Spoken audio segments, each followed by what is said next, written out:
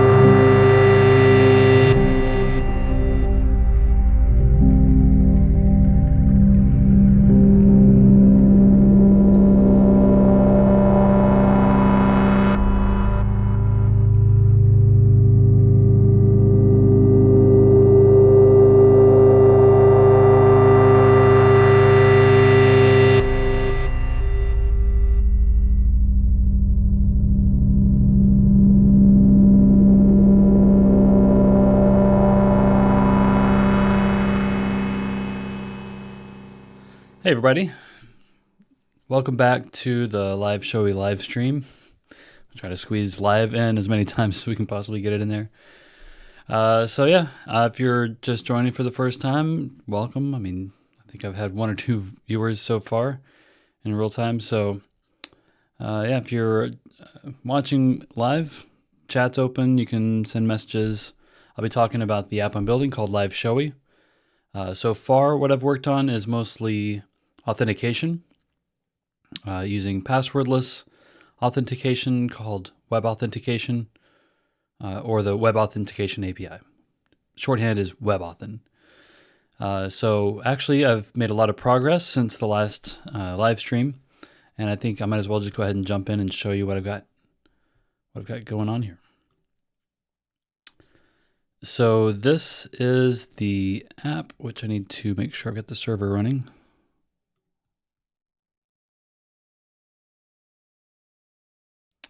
Okay, I've got some work in progress here. Let's see. We're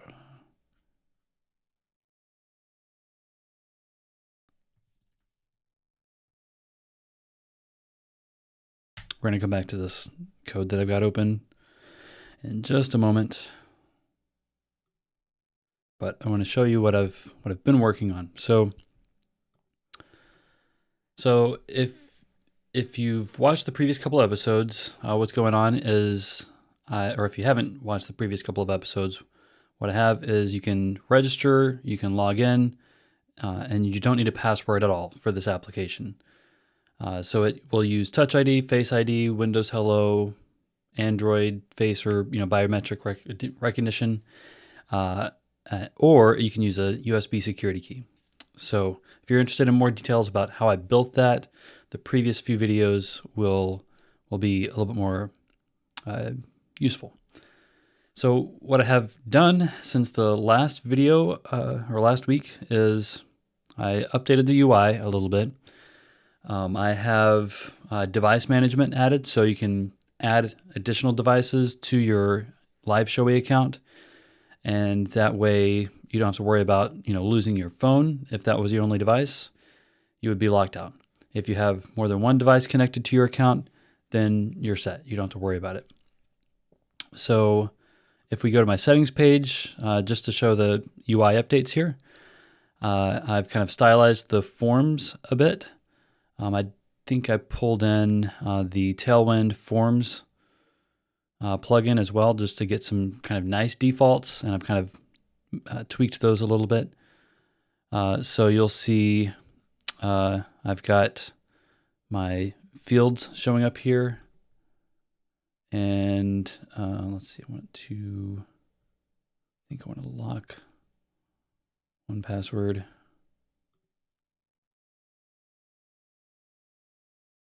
There we go. All right, so I've got my email and username fields here. That's nothing new. I am zoomed in a little bit, so this is how the size it would normally be for me. But at the moment, I'm going to have it zoomed in so you can kind of read everything.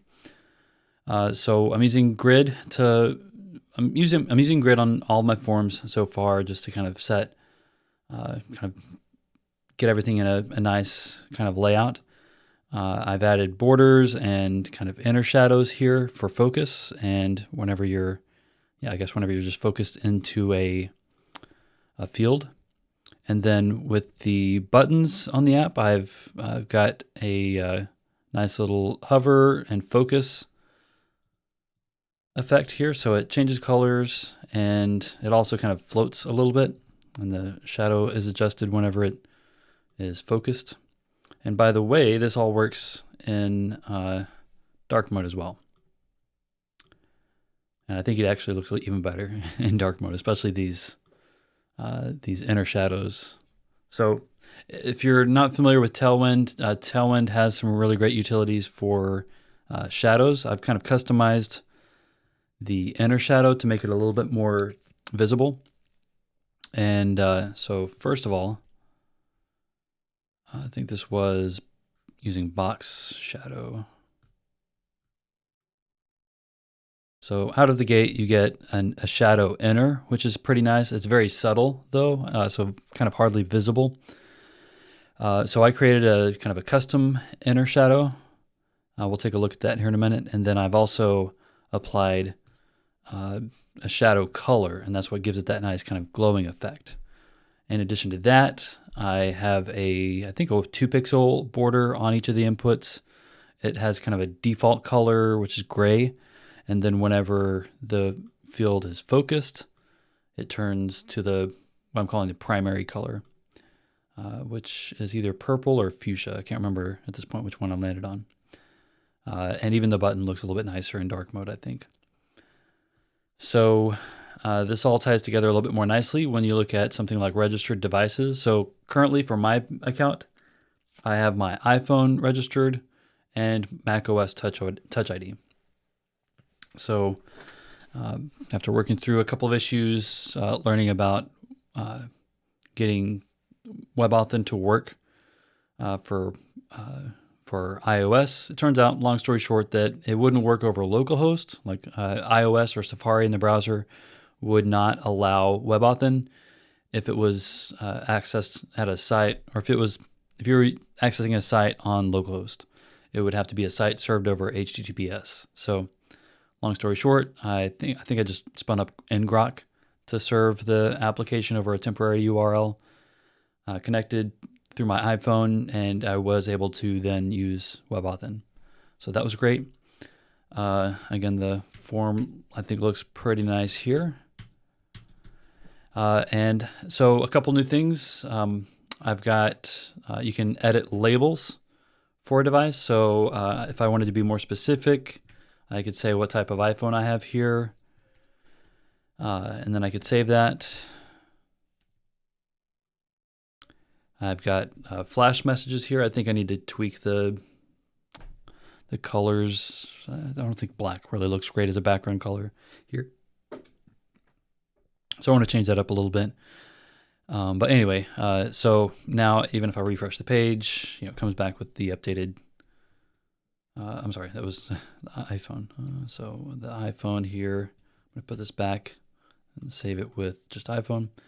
And then the bigger feature that I worked on and just kind of wrapped up a day or two ago is adding devices. So, and I can walk through the code on this. So what happens is I generate a Phoenix token whenever that add device is clicked. It runs a function there's an event handler on the live view. It generates a Phoenix token. Well, first of all, before it generates the Phoenix token, it uses the crypto module from Erlang, and it generates a strong random binary. I think I'm starting with 6. What am I calling it? 6. It's either 6 or 8 in length. I can double check that in a moment. And then it gets base 64 URL encoded. And so that gives us a code that you can actually, print onto the page and that a user could type into a device. Could be a phone, tablet, laptop, desktop, whatever. I also have a copy button here, which doesn't quite show up right as a button. It's kind of blending in with the background on dark mode. But then I also have, I've generated this token and base encoded it and rendered it on the page. I have a copy button that will also copy that to the clipboard. So that you can see that works. And if I hit paste here, it pastes the code that was copied. And then if I want to add the device, I can navigate to the URL. And before I do that, I've got a nice little message here that the code will expire. And it expires 15 minutes from the time it was created. So instead of, initially I had this code will expire in 15 minutes. But you can imagine if you leave this page and walk away and come back, you don't really know when it expires because the page has been up for 15 minutes. So I jumped through a couple hoops and I'm trying to figure out how and when I want to explain this. So long story short, I'm rendering the expiration time based on the current user's local time zone offset. So I'm kind of capturing that in JavaScript, putting that into the socket params so it's easy to access, in not only in this live view, but also in other live views down the road. And that allows me to give a nice, accurate local timestamp here. It is military time, which I think for now is fine. I could potentially come back and add and kind of update this using a package or a library to make it 2:23 p.m. instead of 14:23. Anyway, so now if I wanted to add another device, which I'm going to go ahead and do, I'm going to copy this code. I'm going to go to add devices. Because I'm logged in, it will pre-fill the email address, so I don't have to manually type that. I can punch in the code, and let's say I'm going to add my YubiKey. So I'm going to pull that out here. I'm going to plug it in. And if I hit add, it will ask me which type of device. I don't have an Android phone yet. I've already added, my Touch ID and everything. So I'm going to back out of that. I'm going to hit add again, and I'm going to go to USB security key. So now green light's flashing on the YubiKey. If I touch it, I get a success message. It has added the device to my registered devices. So if I go back to devices here, I'll see the macOS Touch ID, my iPhone, and my YubiKey. So at this point, it would be very, some kind of tragedy would have to happen for me to be locked out of this account. I would have to lose all 3 devices at once, which, if that happens, I've got bigger problems than losing access to LiveShowy. But there are some really cool things I was learning about after I put in the work on this WebAuthn and stuff. So for Android users, Android actually will support. It will store your public key. I need to read up a little bit before I can explain it well and articulately, but Android will help you manage security keys like this and sync them across devices, at least across Android devices. So if you switch Android phones from one Android to another Android device, you wouldn't have to register that device to LiveShowy. As far as I understand it, all that works gracefully. It's not something I have to add more code or implement in my application. Now that I've added WebAuthn, operating systems like Android and the future iOS will be supporting this, I think, as well, so that you wouldn't even necessarily have to register your next iPhone. It would just it would be able to use the registered key automatically. So yeah, fun stuff there. You can imagine it's not the most fun to work on. This isn't I didn't build an application just to demonstrate passwordless authentication. This is kind of you could maybe think of it as a nice to have, but for me, if I'm thinking about this potentially being a service that is running for years and customer support costs, I want to keep those as low as possible. So I think one way to do that is passwordless account and authentication. So it dawns on me as I'm seeing this that I should probably delete the token once it's been activated, once it's been used for activation on an account. So I'm going to make a note to do that, and I'll give you kind of a sneak peek of my dashboard here. I'm not showing everything, but I will add an item to. So by the way, this is the GitHub projects. This is the beta version of projects, so it's kind of a newer version. I actually really like it a lot. So I can just add tasks that I need to do here, and also create issues from this dashboard, and those can be automatically resolved as I open PRs and merge them and so on. So I'm just going to add this is kind of a to-do, but I'm going to put it in my up next queue.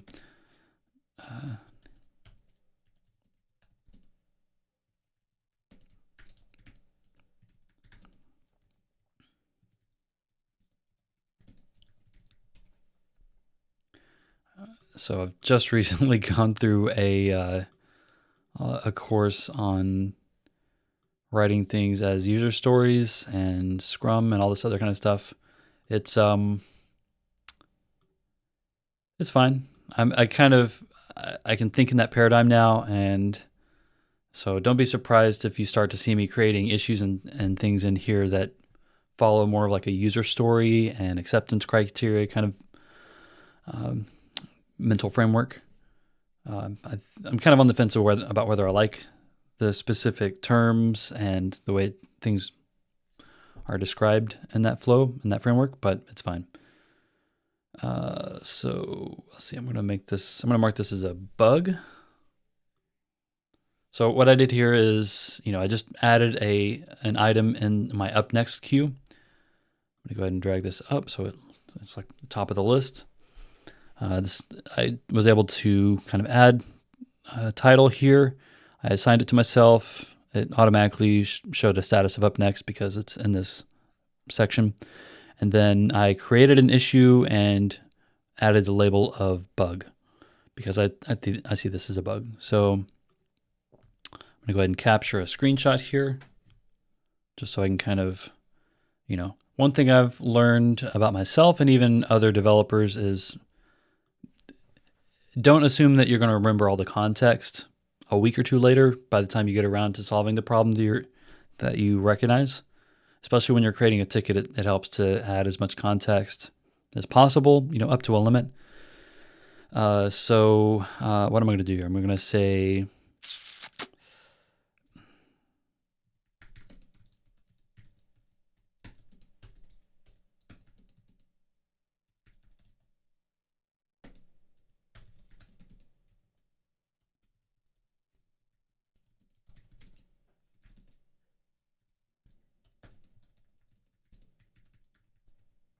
it's just another way of saying the same thing from the title. I could probably rethink that. But the important thing is I want to get the screenshot dumped in here so I can add some context and then come back to this later at some point.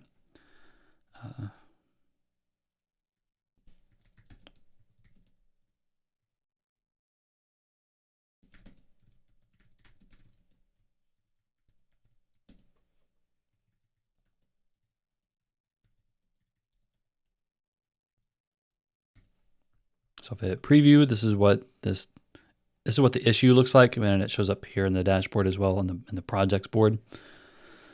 Cool. So that describes after. Okay, so I'm gonna hit update. If I wanted to view the issue.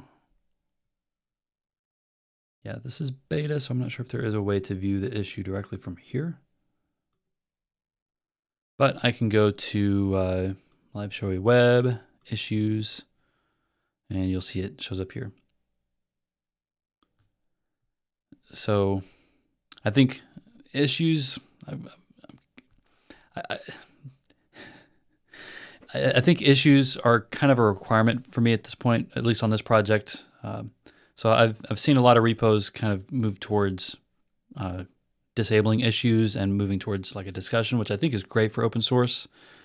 Like Tailwind, I think, has moved in that direction, and it sounds like it's been a great thing. It kind of moves away from like bug reports and like feature requests into like just more of like a forum that kind of lives alongside the code, and that would be discussions. And I think I might like that in the future, but oh, it looks like I got a viewer. Hey, big blagger clerk. Do I like the new options when I close an issue? So let me be honest, I just enabled issues like a few days ago. I had it disabled. I was thinking, okay, if I ever open this either to additional contributors or open source it to the public, then, which I'm not committing to doing that, but I would want, I think, discussions. But in order for this kind of automation to work inside of GitHub projects, these items have to be linked to an issue. They can't be linked to anything else. And I can't, like, the PR can't point to like a row in projects if there's no issue. So it's just kind of just the way that GitHub works. So have I closed an issue manually? Let's see. No, I haven't. They've only been opened So yeah. I don't know what the new options are. I guess I could take a quick look here. So if I wanted to just close this issue, I see. Okay, so close as not planned. Won't fix, can't repro. That's nice. I mean, I like to distinguish between like a success or failure case, or like in this case, it's marking like there's a distinction between completed and kind of just not going to do it. So yeah, I think that's a good option here for issues on GitHub. No complaints from me. Okay, so I think we've gone far enough into the weeds on meta stuff. The next thing I want to do is my plan for today is to work on a collaborative space where two users can connect to the app, and so I want to have like some kind of space or like a live view where two users can interact musically. So I've got to kind of lay the groundwork to make that happen. So I've got to kind of build up the live view first before any of the fun like MIDI stuff can be implemented. And even before I have a collaborative space, I kind of went back and forth on this yesterday when I was tidying things up. So I was thinking I was going to start with collaboration spaces first. I'm not really sure what I'm going to call that yet, but I think what I want to do first is I want to have user roles. Like I want to distinguish between me as an admin, participants, like, collaborators, band members, musicians and that kind of thing. And then in the future, I'll want roles as well for say like audience members who can like attend or view a space or a performance or an event or something, but not necessarily every single event. So I want to have roles that will be dynamic enough to allow authorization that I need currently, but also something that can be flexible enough to grow down the road. And I think I've got some ideas around how to do this. Hopefully I made notes somewhere and I can find them. So I'm going to go ahead and mark this as an enhancement. Same thing with enhancement here and then enhancement here. These are, I think enhancement's another way, like term for like new feature. Okay, so this application currently has no roles. It just has users through passwordless authentication. So, and I've kind of done a little bit of work on this already. So I'm going to go ahead and move this up. Hang on, I'm going to get my other window out of sorts. Okay, so this is going over here. I'm going to open up VS Code and I'll show you the database. So got a little bit of a head start. I created user roles and then, or I've created a roles table and then a user roles table. So the way I envision this is for roles, it's kind of hard to see. I can't really zoom in the columns here, the column labels. But anyway, I'm going to have roles which will have a label. They'll have permissions. They'll be marked as active, like as a Boolean. Maybe I need to, now that I've said that out loud, I'm kind of allergic to Boolean columns. So I tend to default to status columns where you have like a status that could be one of like a handful of values, like active or inactive. If those were the two values, that would be a binary essentially, but I like the flexibility of adding more options as I learn about the app later. So that may be something I do here in a minute, is kind of replace this active column with the status column. It's okay for now. Roles, like this is a baby app, so it's okay. So the permissions, I think this is where I've got to kind of think through how I want these roles to be used in the app. So permissions, I think, I don't know if I have this in my notes here. I remember scribbling, maybe I was scribbling or something. So let me just enter what I was thinking here. That's not a comment.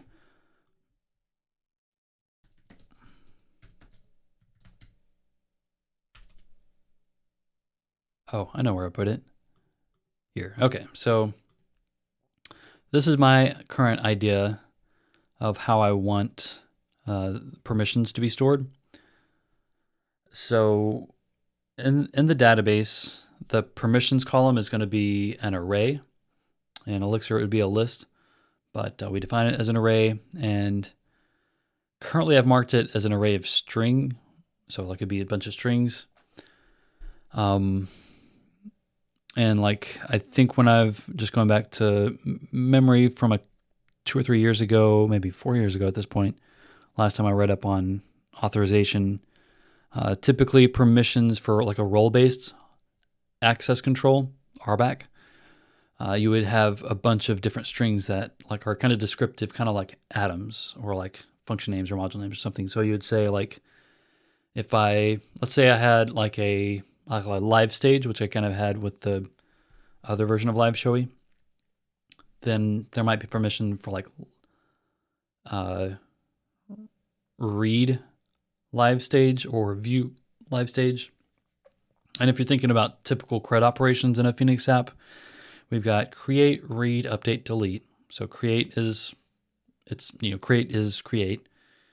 Read is like read an individual entry or list, which is list multiple entries. There's update, which is just update an entry, and then delete. These days, we tend not to hard delete, like actually delete data out of the database. We tend to mark it as delete, but you can think of it as functionally the same thing. So for, let's say, in like a live stage, traditionally, you might think of having like a bunch of strings that are like view live stage, create live stage, read or get live stage, update live stage, that kind of thing. And then users with like a certain role would have a collection of permissions. Now, I think the approach I'm going to take is I want Phoenix to be able to kind of intuit permissions, or I don't want to have to like translate those atoms and strings to like, I don't have to like check for those things manually inside of my live views or within a session hook or a plug or anything else. I think what I want to do here is I'm gonna have to do some trial and error to figure this out. But I want to create a permissions schema, which would have an atom for the module. So like it would take a module, which would be an atom. So the modules in Elixir and Phoenix are going to be this. So I'm thinking like a user with some role might have like a LiveShowy web dot live stage permission, and then so that would be optional. The alternate would be like a route, which is like a string of like the path and the URL. That's one option. Kind of on the fence about supporting that. There may be use cases though. And then finally, the functions that would be allowed or permitted here. And this could be, I could see this being like function with just like one permission per function, but I think it would be convenient to group those together within a permission schema. So yeah, so I'm kind of thinking through this how to solve this particular problem with my custom flavor of role-based access control. And the whole thing with RBAC is you're just trying to make sure that people are able to access only the pieces or parts of the app that they should have access to. So like a user should be able to view their own settings, but they should not be able to view someone else's settings, typically. Now, the exceptions would be like customer support may have permission to view user settings for multiple users. Admin should be able to basically do anything. And yeah, I mean, there are limitations on those even, like, you know, for security and privacy, you don't necessarily want to say an admin can do everything because, you know, you don't want your admins to be able, even you want to have constraints on your admins. Like, you don't want your admins to be able to view sensitive data like credit card numbers and, I don't know, tax IDs and things, if that's not important to what, like, to how they work in the app. All right, so I could go down the rabbit hole with role-based authorization, but I think I want to start actually getting some of this code updated here. So this is the role schema. So again, I said I have an active field. It's a Boolean. It defaults to true. I think I'm going to update that to a status column that has a default active status. And like the type would be enum, so it would, and I think Ecto now just has enums built in, so that should be pretty easy to do.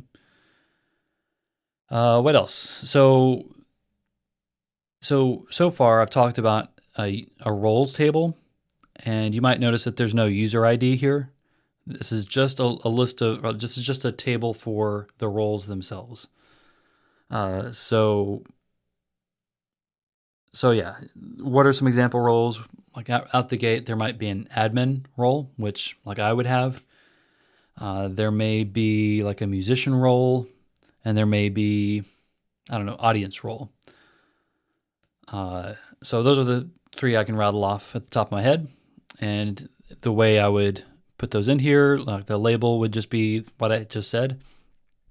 And then there would be a list or an array of permissions here, active, true, or false.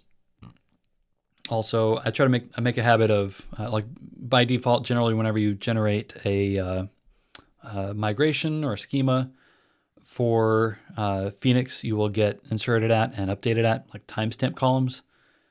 So I also like to add inserted by and updated by columns. That way there's always a record of who created this row in the database, and if it was changed, who changed it. This is not the same as like having full version control. I'm not, at least within the table, I'm not talking about storing like a complete version history. There are databases and different kind of mentalities and ways to do that. Anyway, so yeah, let's talk about user roles, and this is how the application would determine whether a user has the correct role to access some piece of the app. So this would basically be a join table. So within user roles, we would have the role ID, which points back to the roles table, and then we would have a user ID, which points back to the users table. So once you have these two pieces of data side by side, like within, like say a session hook, I could say, all right, give me the user roles give me the roles for this user. I think the next thing I'll be doing once I start coding is like creating the associations between these things so that they're easily accessible. But once we have this join table and user IDs and role IDs, that will tell me like a user has which roles. And also inversely, I can say, all right, I want to find all of my admins. I can look up by role ID, and I can see a list of users. So this is very, very nice. It's a nice way to kind of build up this type of authorization, and to even make it easier to kind of report, like to view reports and analyze what's happening with the app.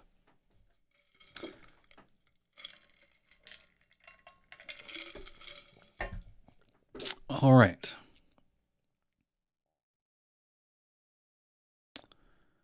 So I think what I want to do now is I'm going to come back to permission, because I think I'm going to kind of think that through just a little bit more, and kind of let that simmer in the background while I'm working on associations here.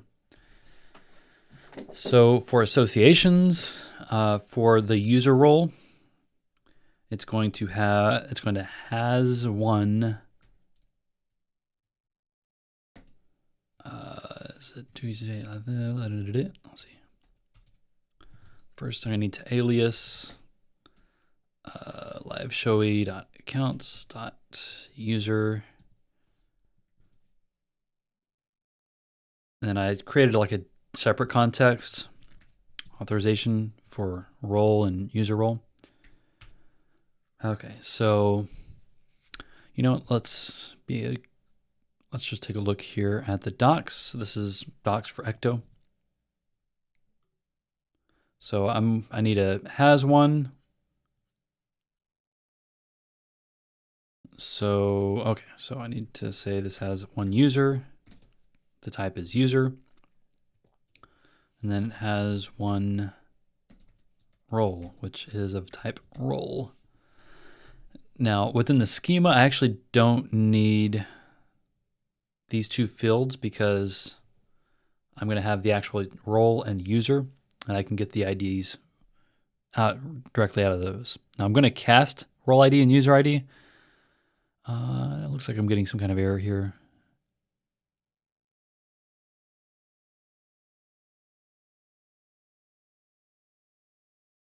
Okay. So I need to give this the actual foreign key, I think. Foreign key is role ID. Did that fix the error?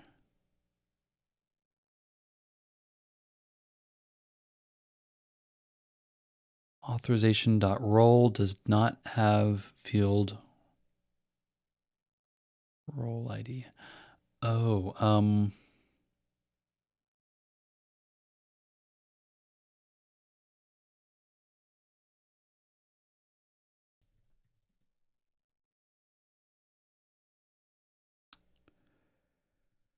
I think this will work. I haven't set up associations in a minute.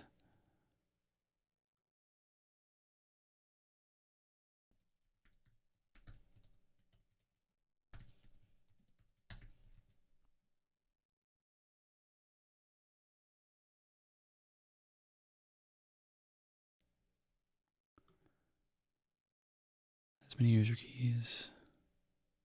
So I did successfully and easily set up this association for user keys that are associated with a user. It did not complain at all. Let me bypass that for now and see if I'm getting errors on user, which I am.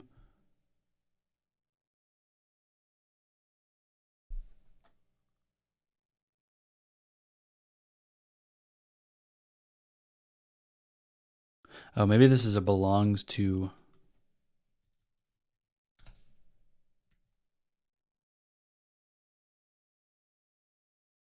Okay, I think it fixed that, and then it maybe that would work here as well.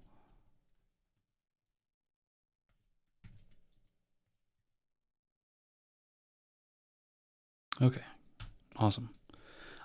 So for code quality, something I did last night is I added Credo. If you haven't ever seen Credo before, it's amazing. It's like it's kind of a way of setting kind of baseline rules, and you can customize it. You can turn off a lot of rules if you don't like them or don't agree with them or whatever. But Credo is like a static analysis tool that will check to make sure you're kind of being consistent in your code. However you define consistent, I didn't modify the rules at all. So I'm just kind of starting with the default rules from Credo. So the first thing it's telling me here, and this is what these blue squiggly lines are coming from. So it's telling me that I need to add a module doc, which I'm trying to improve my habits, and Credo is going to help me with that. So, I'm also trying to consistently format these descriptions as well.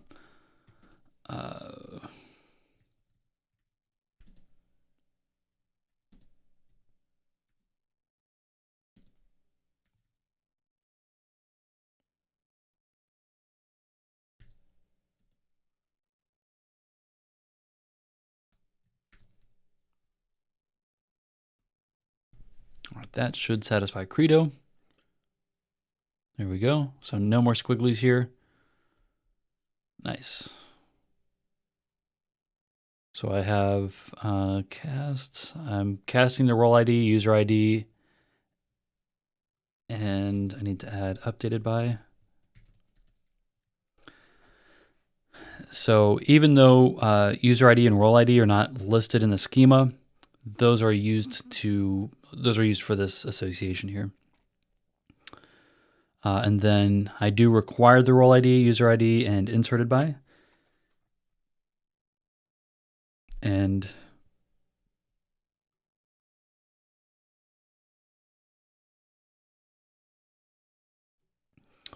so yeah, those will basically allow the schema to pick up the IDs that we need, and then inserted by is required. Is there anything else I need to validate here? I don't think so. Timestamps are just automatic, so I don't have to worry about that. Okay, so I'm going to move back to the role table. Now you'll see I'm getting blue squigglies here because of this to-do. Now, I don't think to-dos are a bad thing, actually. I can see why this rule exists. Like if you want to ensure that you have removed and addressed all of your to-dos before you merge a PR, for example, you might have a Credo check that enforces all of your rules and like won't allow the branch to be merged unless you've passed all of your Credo and testing and everything else. But this, I could see it being a problem if you had dozens or hundreds of to-dos littered throughout an application, and if you were working on a team that had that. And I'm kind of convincing myself as I go here that maybe this is a good rule that I want to keep. Because, yeah, as I'm talking myself into this, like, I don't necessarily want to have this in my code. Maybe I really should just create issues and items in the project board for things that need to be done and not put them in the code itself. So let's say I'm going to walk the walk and create an issue.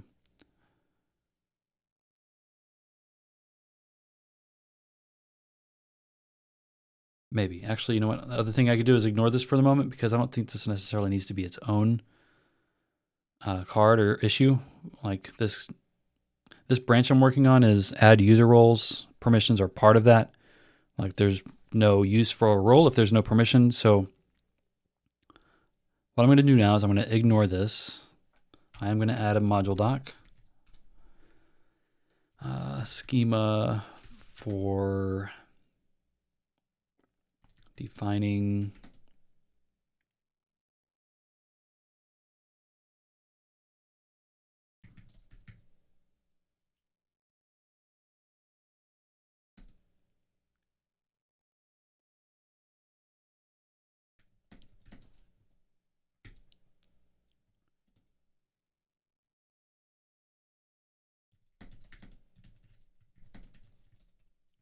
All right, hope that makes sense.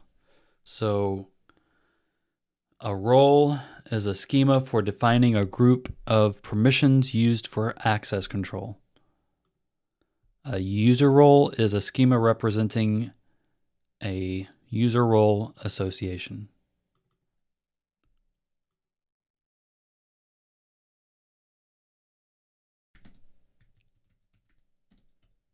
I'm trying to be consistent in my verbiage here. So schema for defining, schema for defining.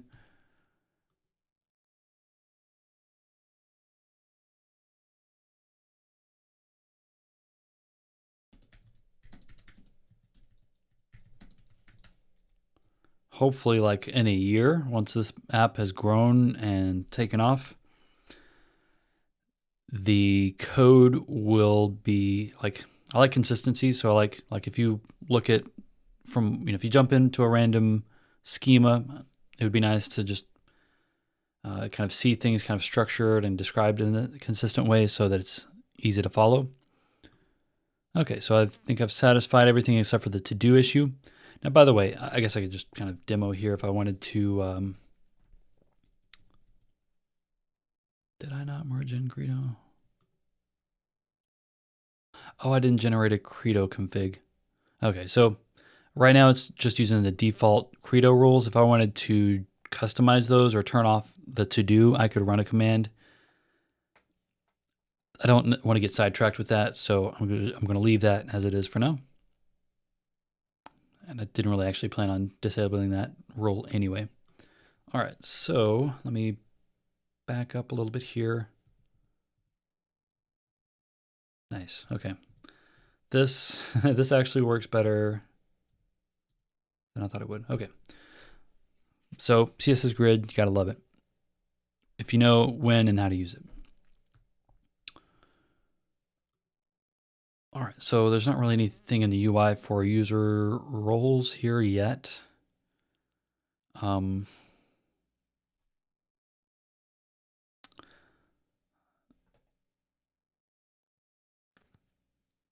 do I want to generate these roles? So first thing I'm going to do is I'm going to make this, I'm going to do what I said a minute ago and make this a, stop the server. I'm going to make this a status field. Active is the default, and I need to look at ecto because I think enums were added and I haven't had a chance yet to actually use an enum. Cool, okay. Oh, if it's really this easy. Yeah, that's cool, okay.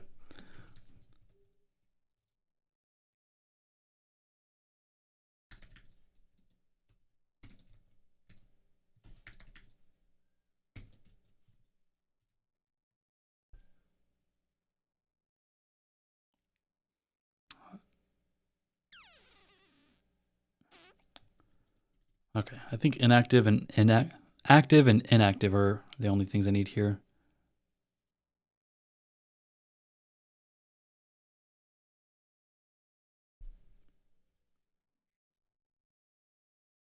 I'm getting this error because,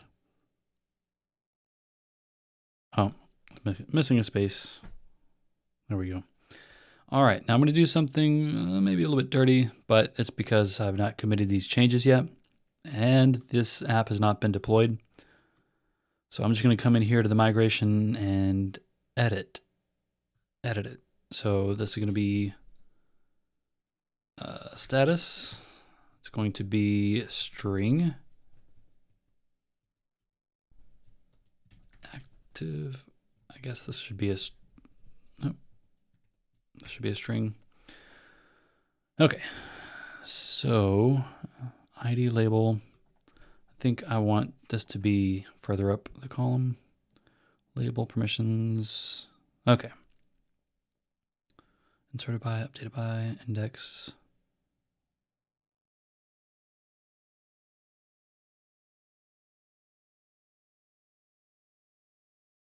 I'm not sure what index is. This is going to be a fairly small table anyway, so I don't think I really need an index on the status or label or permissions. So I think I'm going to leave that as it is. No new indexes. I'm not trying to prematurely optimize this thing.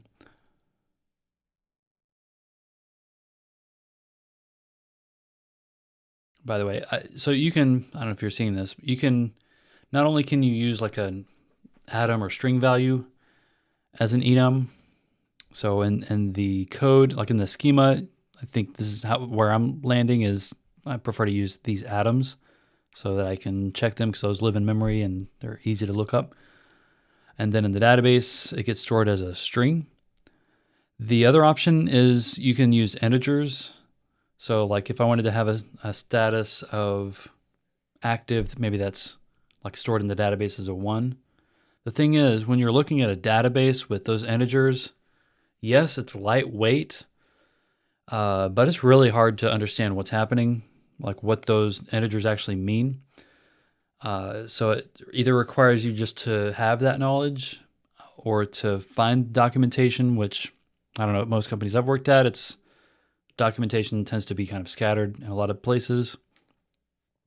And, because you have people kind of cycling in and out and putting things in different places and that kind of thing. So I like to make things as glanceable as possible. So I like to have string values instead of these integers for this type of thing. Okay, so we could also do composite types if we wanted to.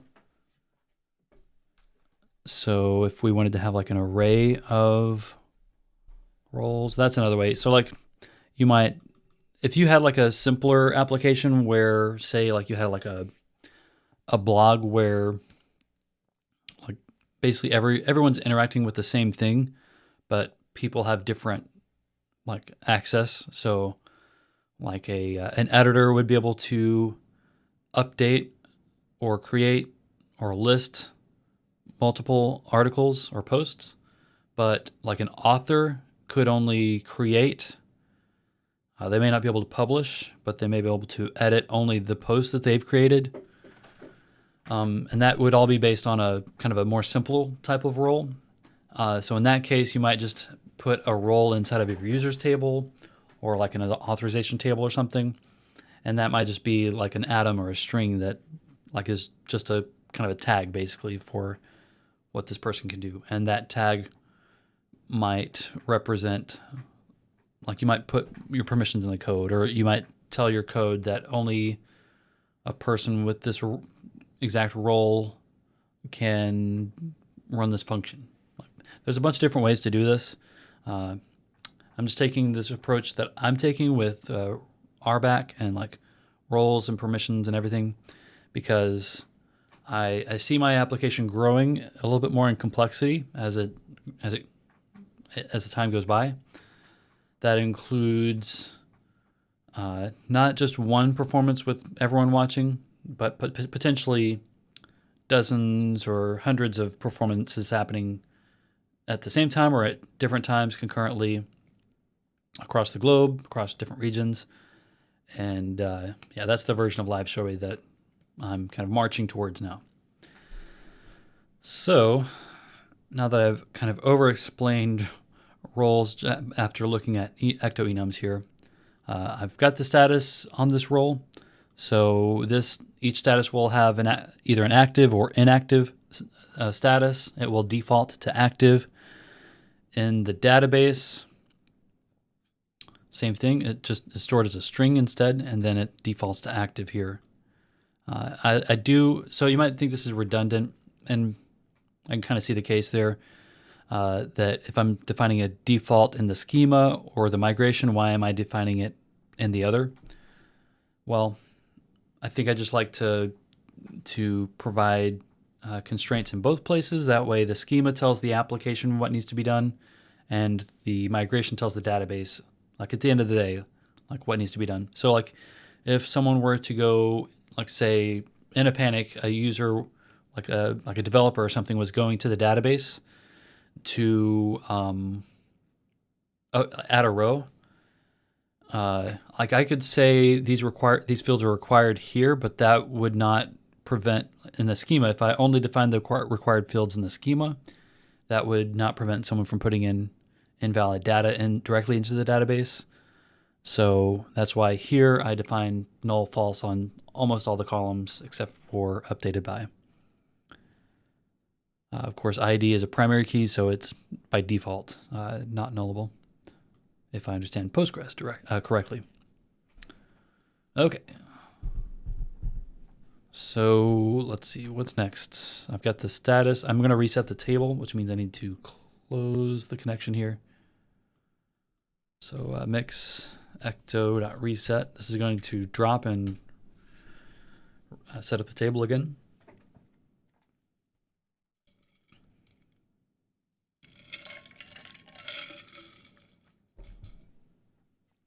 Very good. So now if I go back to the database, I'll have roles with a status column.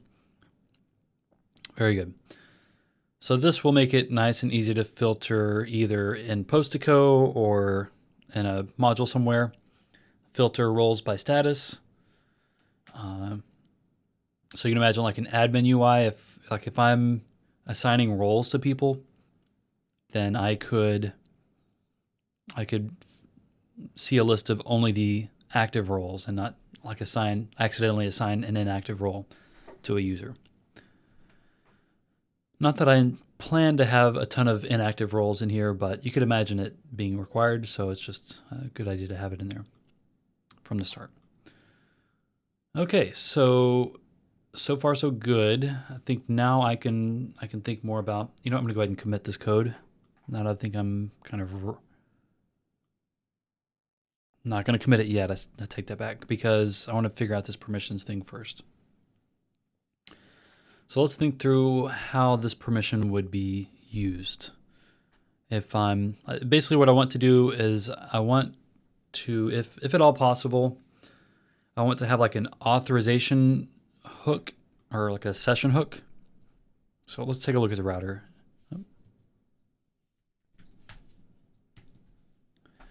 So let's say, so like I've got a session hook here that is used for all of the live routes. So I've got some default routes here that do not require a user. They just kind of check for a user and then put the user in the socket if it's there.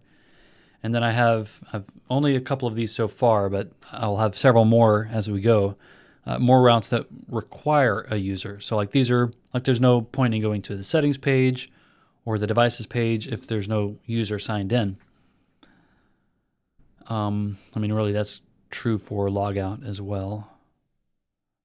Anyway, so I'm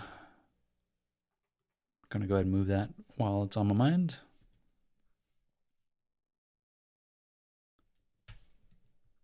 And I like to keep these separated by like path, kind of like folders. So anyway, okay, so now logout is going to require a user to be in the socket.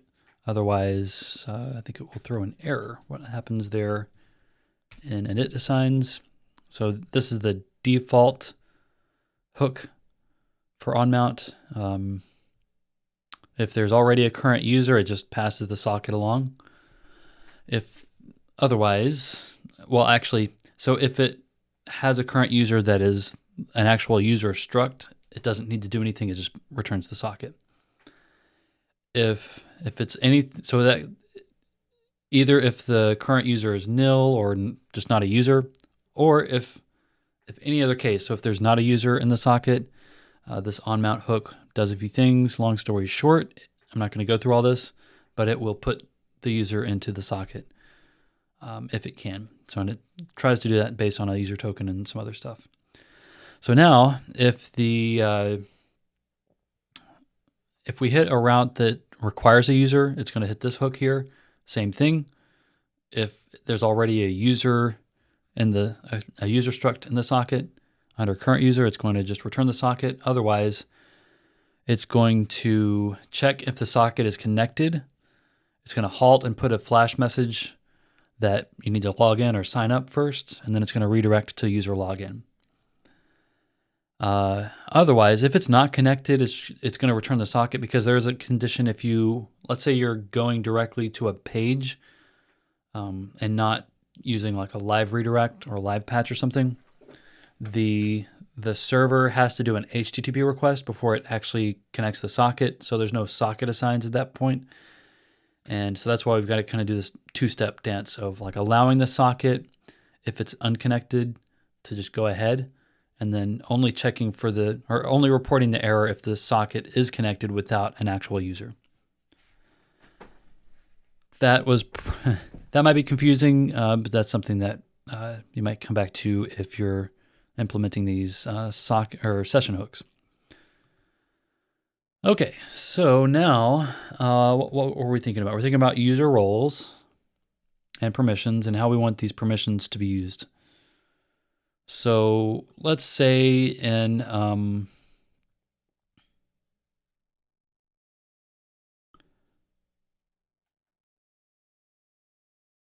let's think here. So I don't really have an example yet that I can think of where a role would be useful. I don't have any, things are pretty bare bones at the moment. So let's see, if I had a route, let's just stick with the live stage idea again. So let's see, I'm gonna move this into a separate live session. I'm not gonna build out this whole live route yet, but I just want to kind of think through the problem here. So live session, what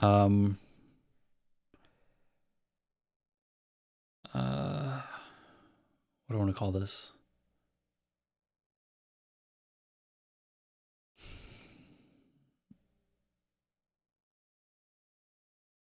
Require.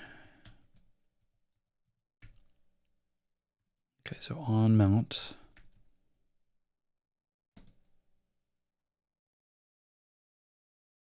I'm going to pass it through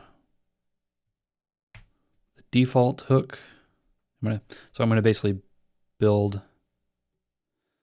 Is this necessary? Yeah, I think it is necessary. Okay, so I'm going to copy these. There may be a way to refactor this, which I could discover later, but for now, we're gonna say LiveShowy web.init assigns, which I could probably alias at this point, and then say require musician. So what I'm trying to accomplish here is I want another session hook that will confirm that the user has a role of musician. So to do that, I'm going to put this in a scope. I haven't thought through this problem in depth yet, but let's say, what do I want to call this? This is temporary, so let's just say collab.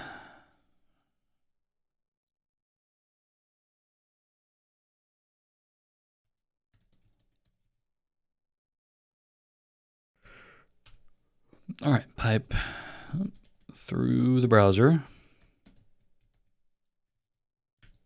And then let's see. Let's leave the routes out of this for now. I'm gonna go ahead and alias init assigns because it's just, that's a lot to see. Alias LiveShowy web.init assigns.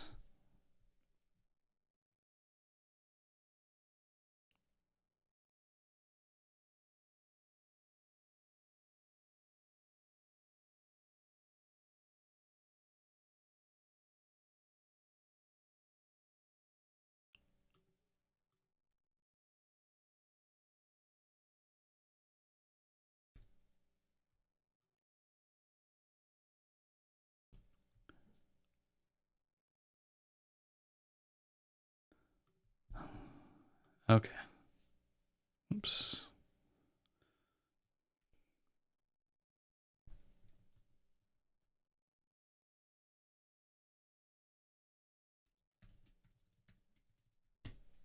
Okay.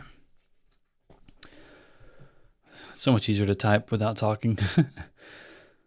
Okay, so that cleaned up, I think, a few things.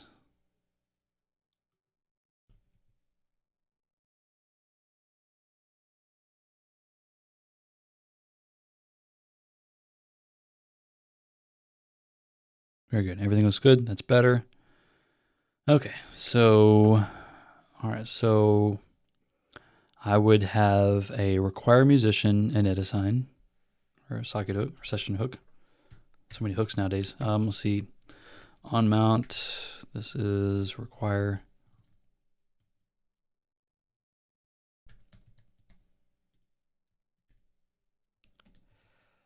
Ignore the prims, ignore the session, and then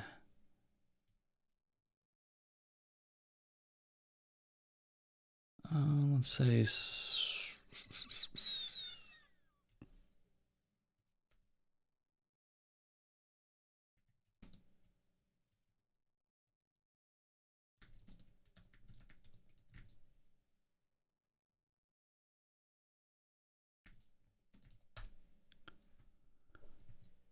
Okay, so if we have a current user in the socket,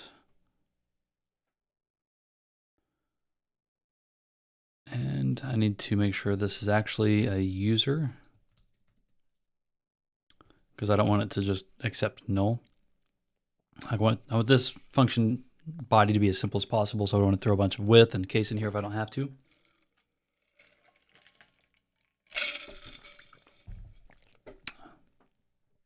Okay.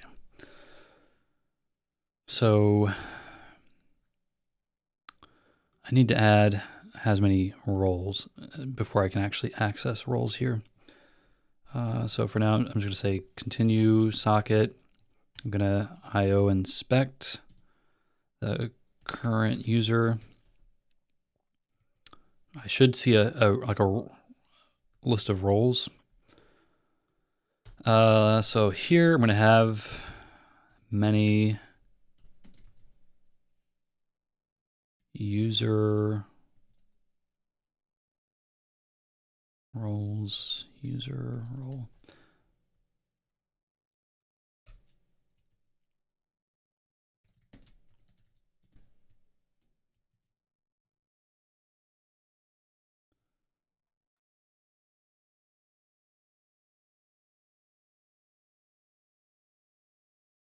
Actually, so if I just did a has many with user roles, remember user roles is just the role ID and user ID on the table. So that would actually turn into more like a nested kind of thing. I think what I need here is a has many through. So it's gonna say has many roles. And then I'm gonna have to do something kind of fancy for this.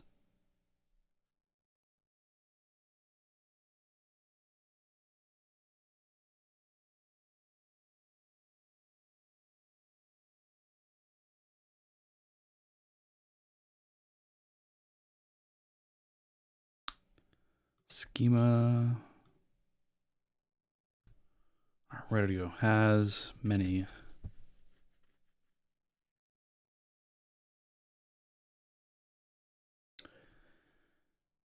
Through. Okay. Allow this association to be defined in terms of existing association. Read the section of through.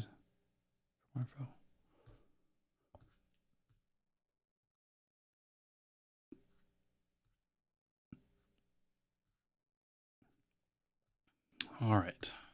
Has many or has one through. So a user may have multiple roles the way I envision this application. Like,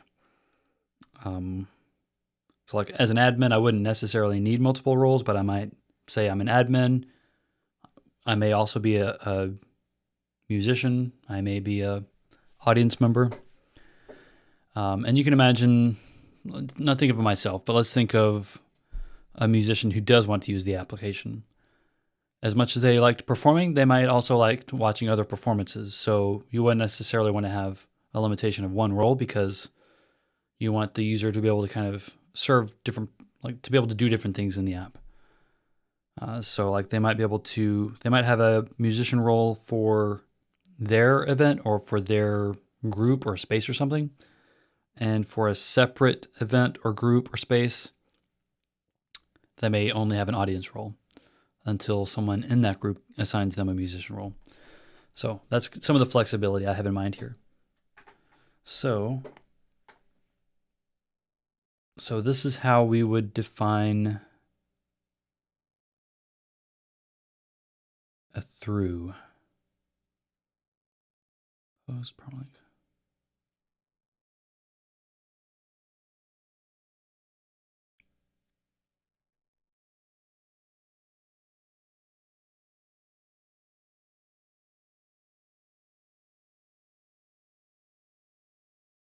This one may take me a minute to grok.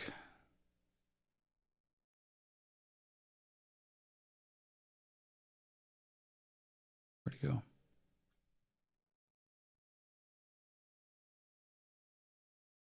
Okay. Ecto also supports defining associations in terms of other associations via the through option. Let's see an example. So this is a post posts table has many comments. It has many comments, authors through comments, and through author. So in the has many through example below, the comments in the list, comments author refers to has many comments in the post. Okay. This is tricky because my users table my user schema doesn't have any, there's no role here. I mean, on the table, there's no role ID or role IDs because that's handled in a separate join table. So maybe I'm thinking about this the wrong way. This may be more of a many-to-many. Yeah, okay. Many-to-many is what I need. So, because I'm using a join table, so it indicates a many-to-many association with another schema. The association happens through a join schema or source containing foreign keys to the associated schemas. For example, the association below. Many-to-many, okay.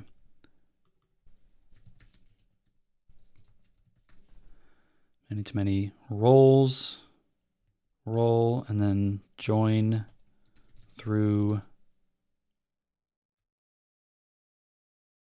user roles. I wonder if that would work.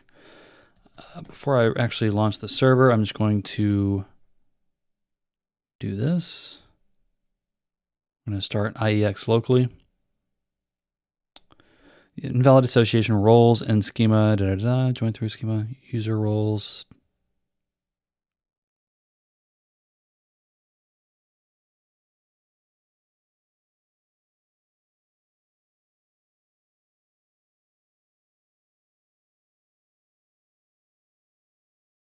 Okay, maybe this needs to be a string.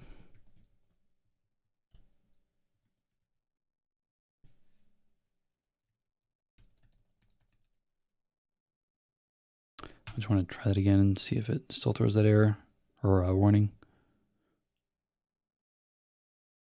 Warning gone. Was it really that easy? Like, I remember trying to figure this out a few years ago for the first time. I mean, it took me multiple attempts to understand associations. Relational databases was kind of a mind bender at first. It's one of those things that kind of seems obvious in hindsight, but it was not easy to understand. I think it's one of those things I would get tripped up on the vocabulary. But then once I was trying to understand has many, many-to-many, and that kind of thing, it wasn't until I had some concrete examples, like an app I was trying to build, until that actually started to make sense. So I'm glad I've got that history behind me because I would be struggling right now if I didn't. It seems easier than it should be, though. Is backed by relational data, blah. Post tags, post tag, post tag ID, okay. That sounds like what I created earlier. So join through user roles sounds right. That option is required. I don't think I need join keys. On delete, actually take on the sessions when the parent record is deleted.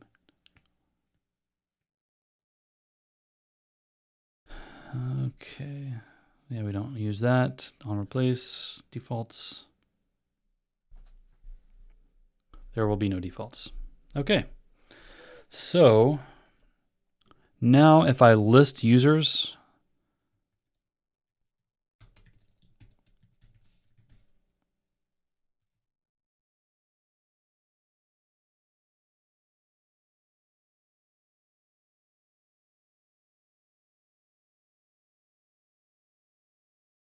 I don't have a list users function, do I?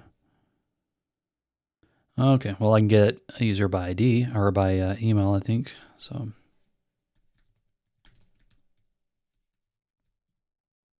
do I have a username? Yes, that's even easier.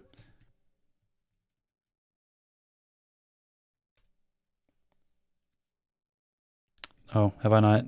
Yeah, I reset the database. Derp. Okay, so I need to register. Gonna start the server to do that.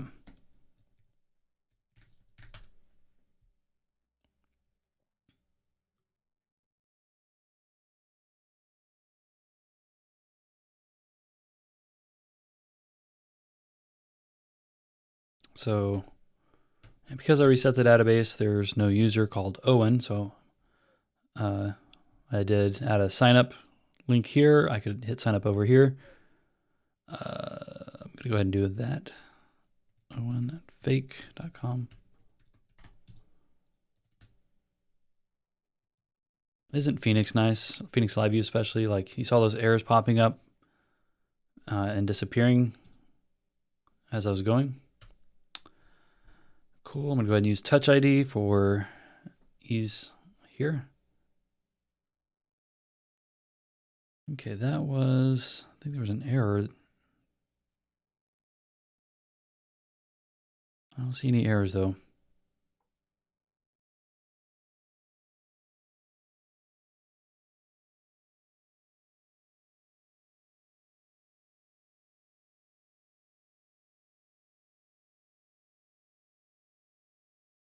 No error. I was just kind of curious why I was seeing that loading for a couple seconds. I'm not going to dive into that right now. Anyway, I have at least one user now. So I can look up that user. Great. Now we see that there is a roles key with no roles loaded. So let's see. I'm going to go back to accounts.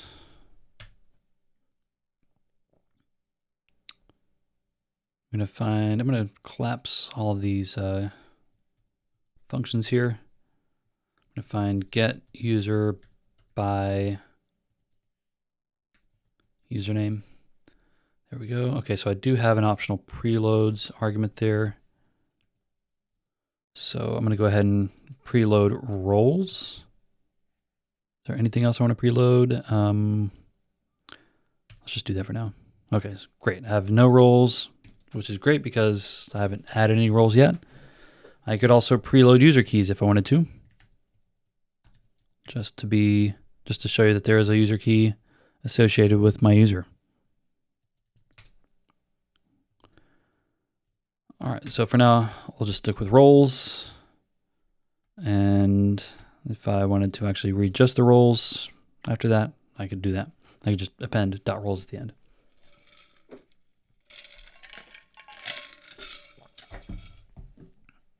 Let's see.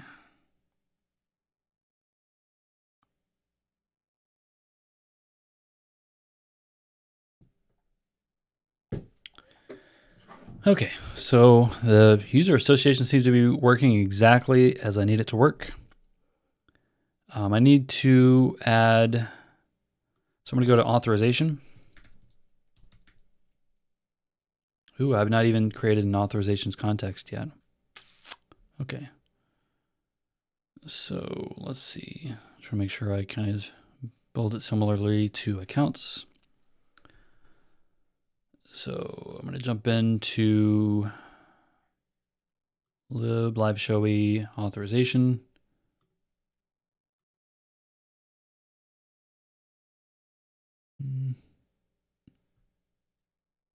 I guess I'll put it out here for now.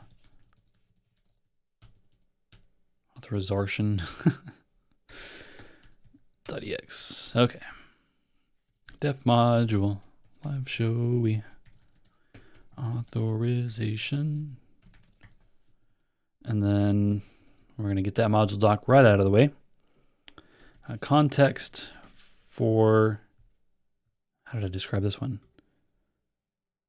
Okay, this one was generated by Phoenix Auth Generator, I think. So I'm going to actually try to match the same format I've been using on the schemas. Context.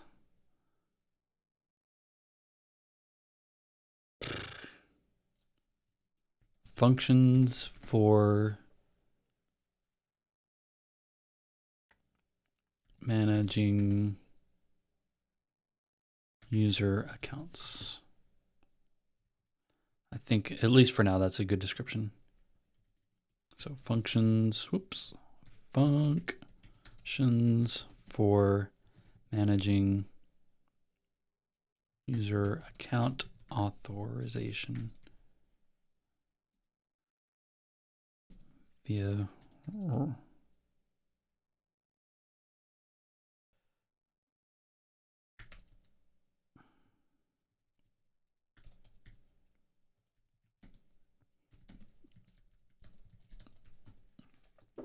Okay, hope that makes sense.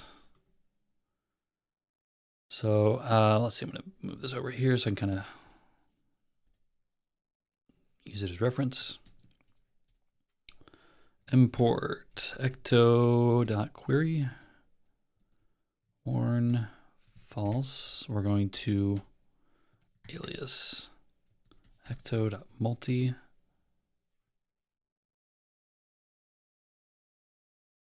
Am I going to need multi? I don't think I need multi yet. I'll import it or alias it if I need to. LiveShowy .repo will definitely be used. And then alias LiveShowy accounts. User.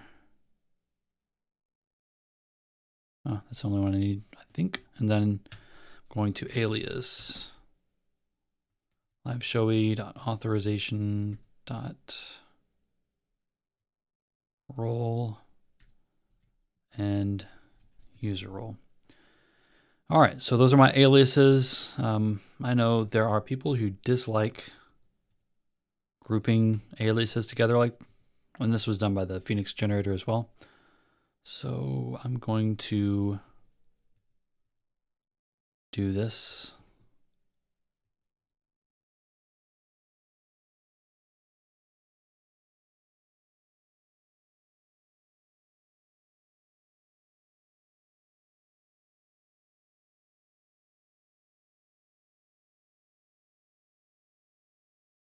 Okay.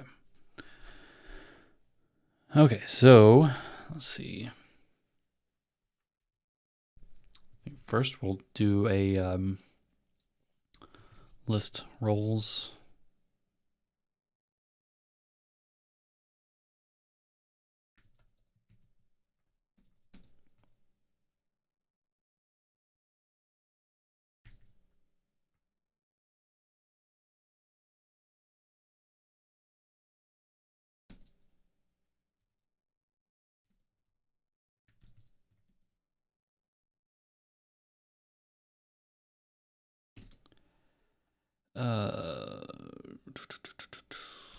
Order.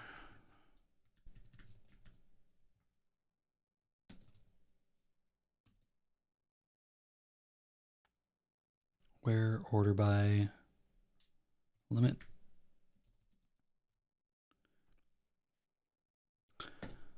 All right, so from R and role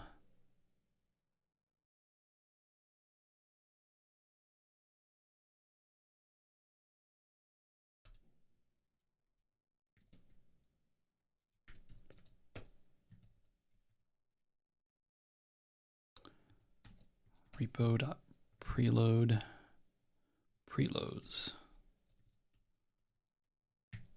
All right, that is not going to work. What am I missing? Ecto query.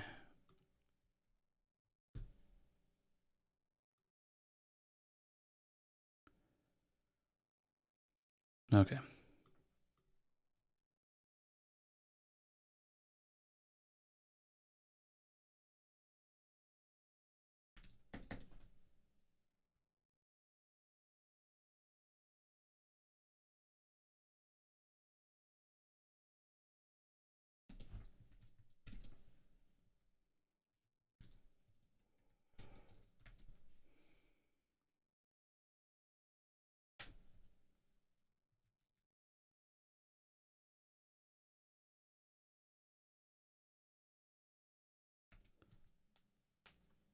Okay, what am I missing here?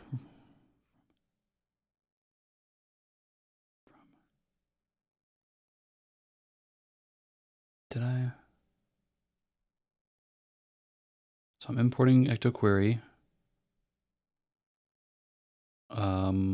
from you and users. Is how they.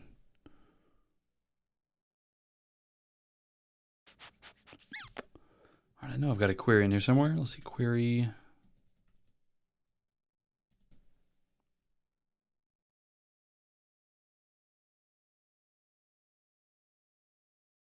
Nope, I do not have another query to reference. I don't think.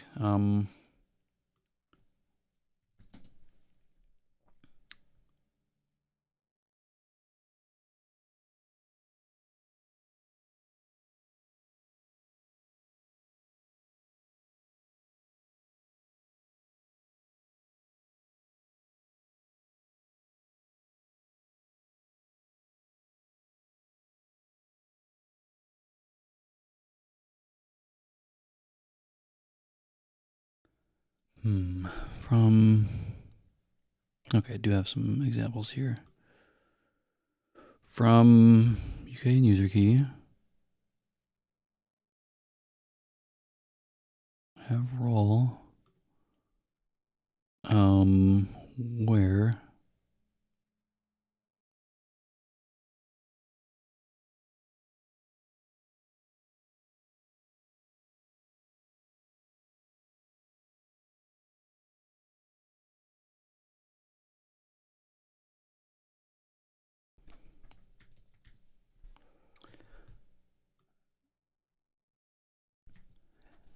Will this work? Okay, these variables are unused. We'll just let it fly for now, and then recompile. LiveShowy dot authorization dot list.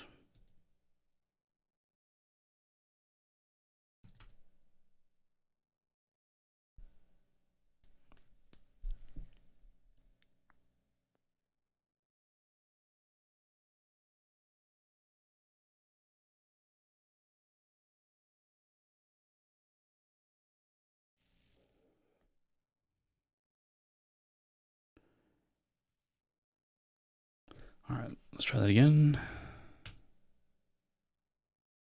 It compiled. Was there an unused alias, unused variable? It compiled though. Am I LiveShowy dot? Oh, it's mistyped. Okay.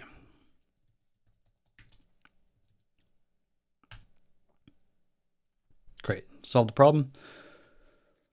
Now what about this? What am I doing wrong here?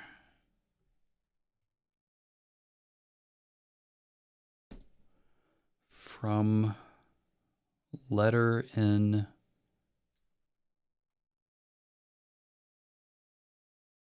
So this, I know this works because I've been able to, you know what, let's just remove, all those filters for now. I can come back and add those later once I actually have stuff that needs to be filtered. Okay, that should be fairly straightforward down the road. So for now, I'm just getting all the repos and preloading any preloads that were requested at call time. So list roles, I think I'm going to go ahead and add def list user roles as well.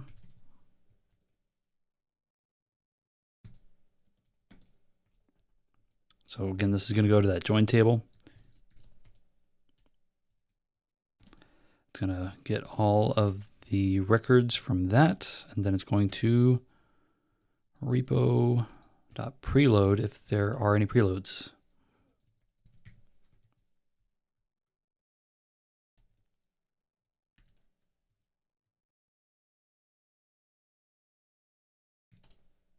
Great, so we're getting empty results on both of those. That's what we should be getting for now. Probably, I'm not really sure if I will even need this user alias, so I'm gonna go ahead and delete that. It's not even being used now. All right, so that will list roles and user roles. I'm trying to think through, like, I've noticed that the accounts context is a little bit disorganized. A lot of this was generated by the auth generator from Phoenix. So, and I think I've removed all of the functions that are not actually being used. Some of these are functions that I've added. And this module is actually doing a lot, so there may be some of these things that could just be moved to a separate context, but I'm going to leave it as is for now. And we're going to focus on this green field module. So I think I'm going to group these things in like CRUD. So create.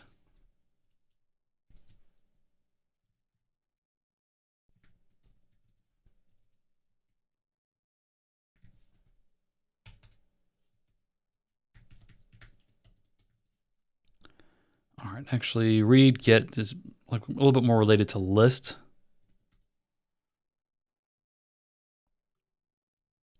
So I think it'll make sense to go list, read get, create update. I'm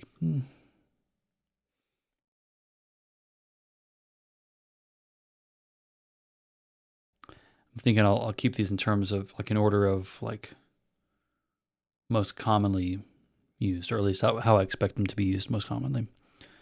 So that means the next thing to do is to get a role ID.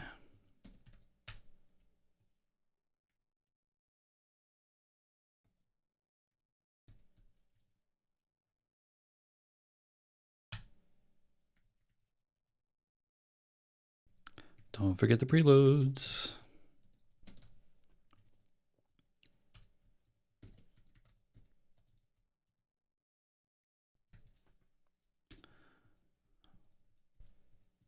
All right, I'm going to duplicate that, save some keystrokes.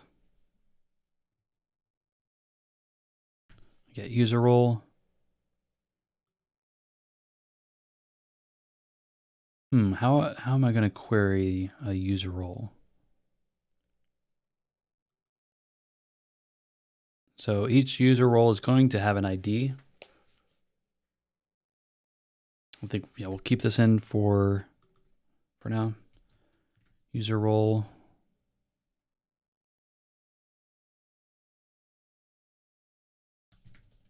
User role ID. Okay, so we'll do that the normal way, and then we're going to add also get user role.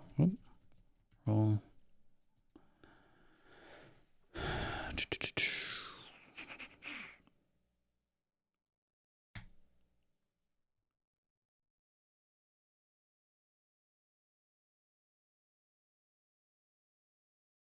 I think I'm going to call this lookup. I'm trying not to make this an entire paragraph. Like the function name, like I'm okay with it even being like almost a sentence, but get user role by user ID and role ID would be a little bit much.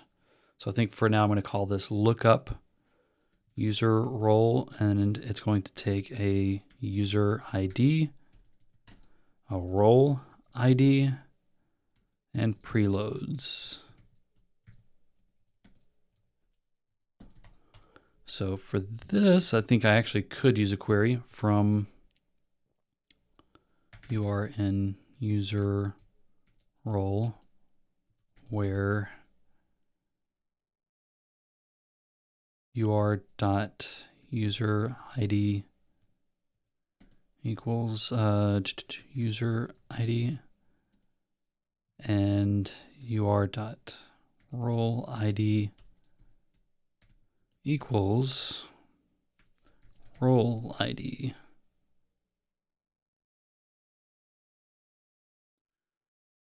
It just occurred to me I want to have a unique index on user role and I'm sorry, user roles. Okay, so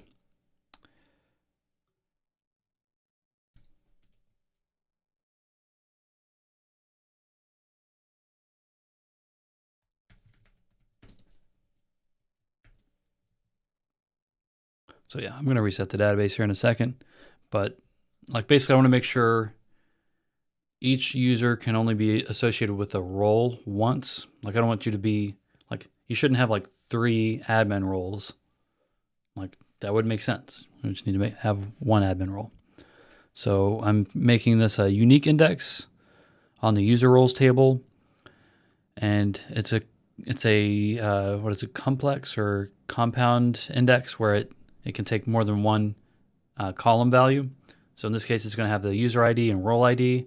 It's going to smash those together as a string, and it's going to say if, like basically, there can only be one of those combinations. and that also can serve as an index for user ID and role ID.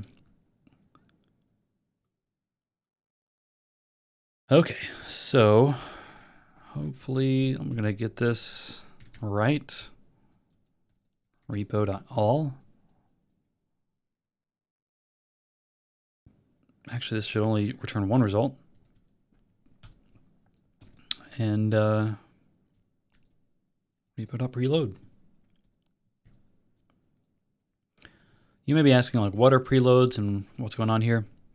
Why am I getting that red squiggly line? We'll come back to that.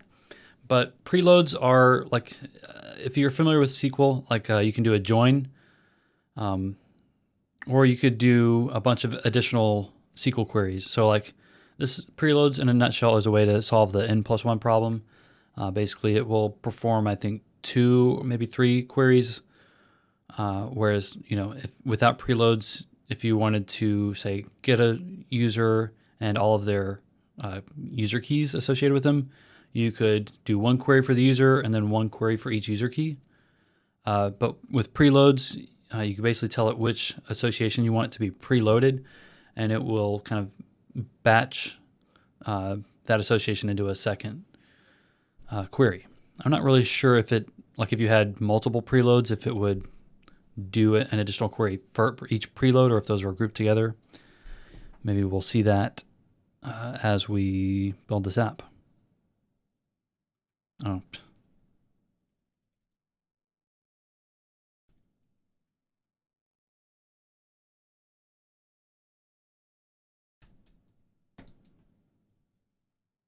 There we go. Okay, so I just had some typos. I was missing an equal sign. Go ahead and put this on a new line. Go ahead and put this on a new line. That is much easier to read. Okay, so the query for this function is it's not raw SQL, so it might be kind of confusing at first, but this is ecto query syntax, and it maps pretty closely to SQL. So you can think of this as like from the user role table, we're going to use this new variable called UR, like the letters UR. And in this case, I have a where clause where the user ID must equal the user ID from the function argument, and the user role.role ID must equal the role ID from the function argument. And these little carets are like it's called a pin operator. You'll see that next to the user ID and role ID. That's the way within this query, it's making sure that that value from user ID that was passed into the function, we're using that value and not like a overridable or null value or something, or nil, whatever. Don't think I'd explained that correctly, but that's the gist of what's happening there. So anyway, I should be able to recompile. Let's see, let's user roles, there is none. I can say get user role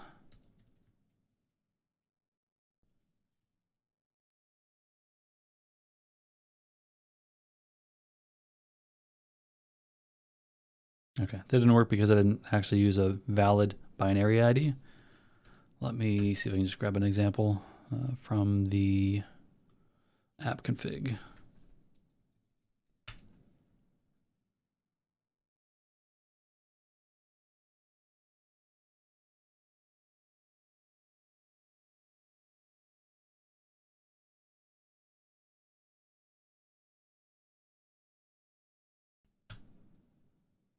Good, okay. So it's coming back as nil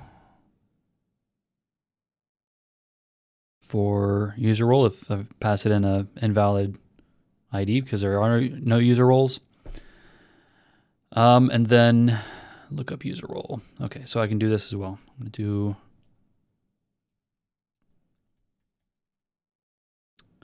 to pass it in another invalid ID.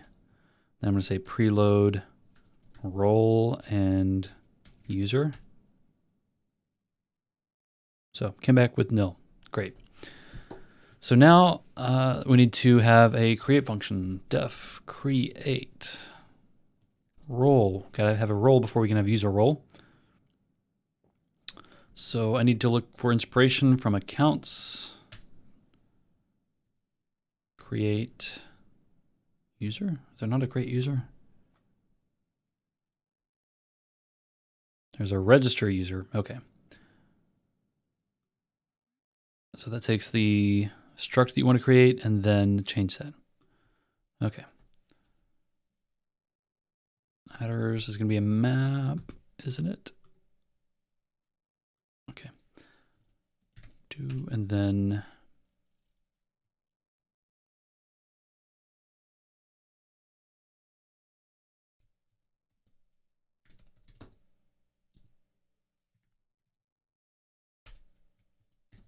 repo.insert. Cool. Okay, so that was pretty easy. Going to do that again for a user role.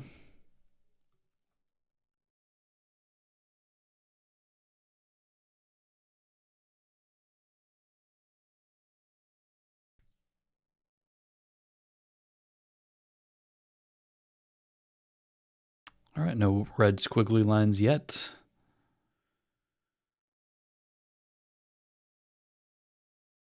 All right, let's recompile and just try to create one here.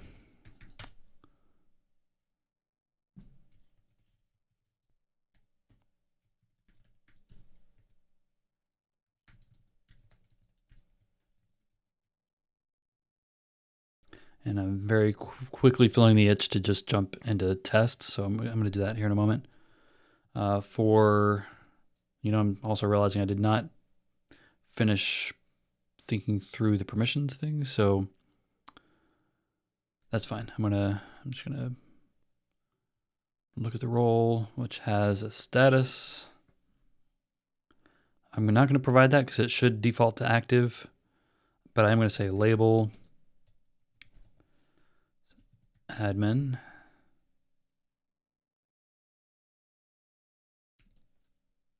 First, I'm going to try this without having it inserted by, and I should see an error.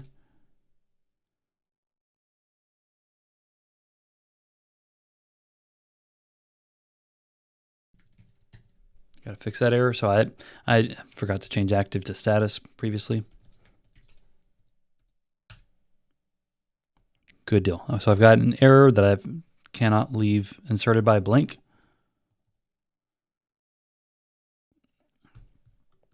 I'm going to do something dirty and just jump into the table, grab my ID. Inserted by.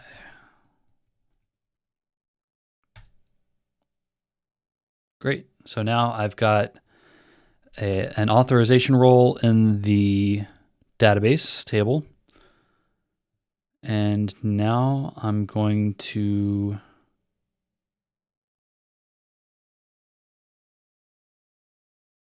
do this. I'm going to go ahead and add a user role as well, just so I can check a few things.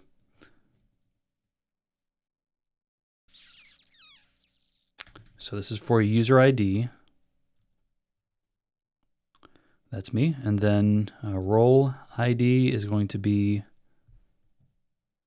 this one right here.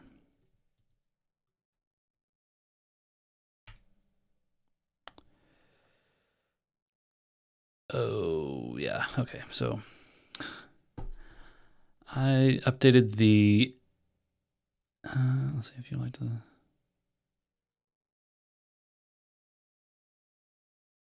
What index do I have in here right now?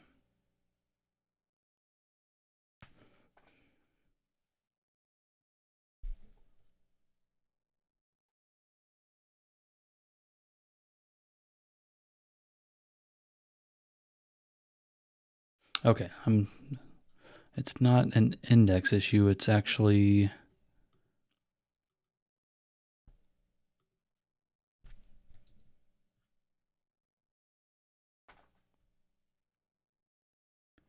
role ID. Oh, I had copied the wrong ID, that's why. So I've got to put in the correct role ID. That should fix, there we go. Very good. So now we have a user role, we have a role, we have a user. I didn't have to reset the database yet. So now I should be able to go to LiveShowy.authorization.list roles. And if I wanted to preload the role and the user, that should work as well. It did not work. Oh, the role has no user, right? Oh, yeah, okay. So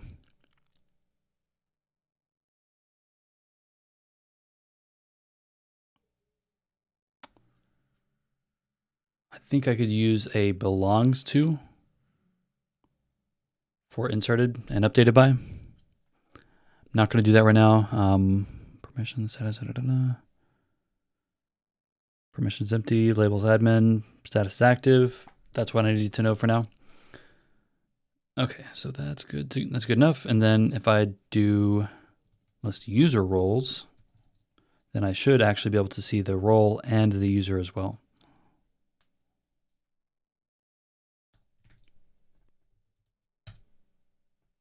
Perfect.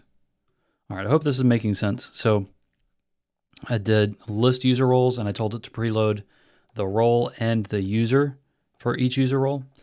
And so now, like if I were to use this function, say like in an admin back panel somewhere, I could see a list of user roles. I wouldn't necessarily want to see the IDs, but those might be used in the buttons and something. But then I would have more valuable information kind of pre-built into this schema. So it would tell me the role. I could render this data more directly into the page. Same thing with the user. I could render more useful information about that. So like I'm thinking about like a table where you want to see like who can do what in the app or like who has which roles.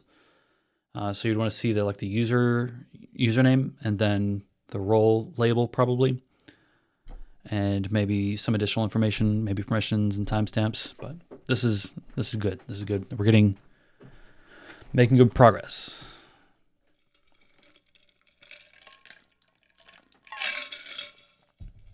I think what I'm going to do now that I've made some progress, I'm going to take a quick, short break. Saw some kind of message here in the background. I don't know what that is. Oh, that's the message I already talked about.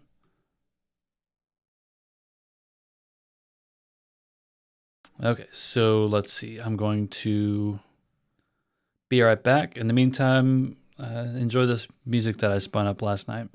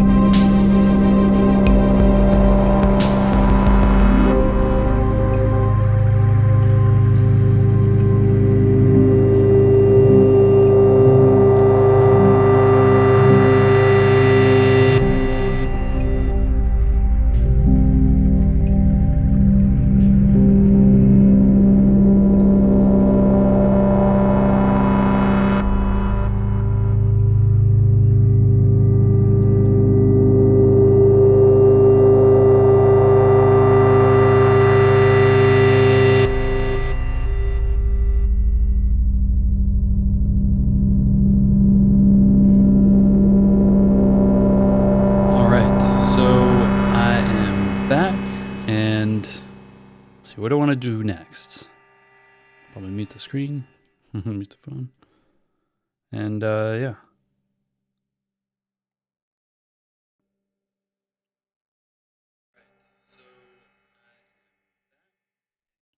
Easier said than done, right? Okay, so what's next? What's next? Let's see. So we're able to list user roles. We're able to create user roles and roles.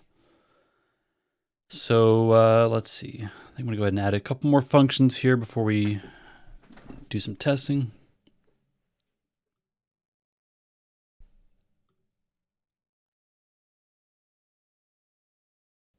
Create role, create user role. We're going to do update role, update role. So this should be a role.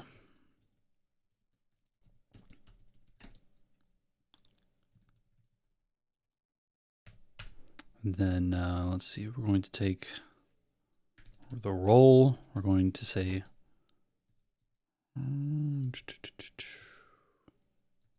user role dot change set atters. Then we're going to say role or repo dot update. Okay, that should do that. And then we're going to do the same thing for user role. Surprise, user role.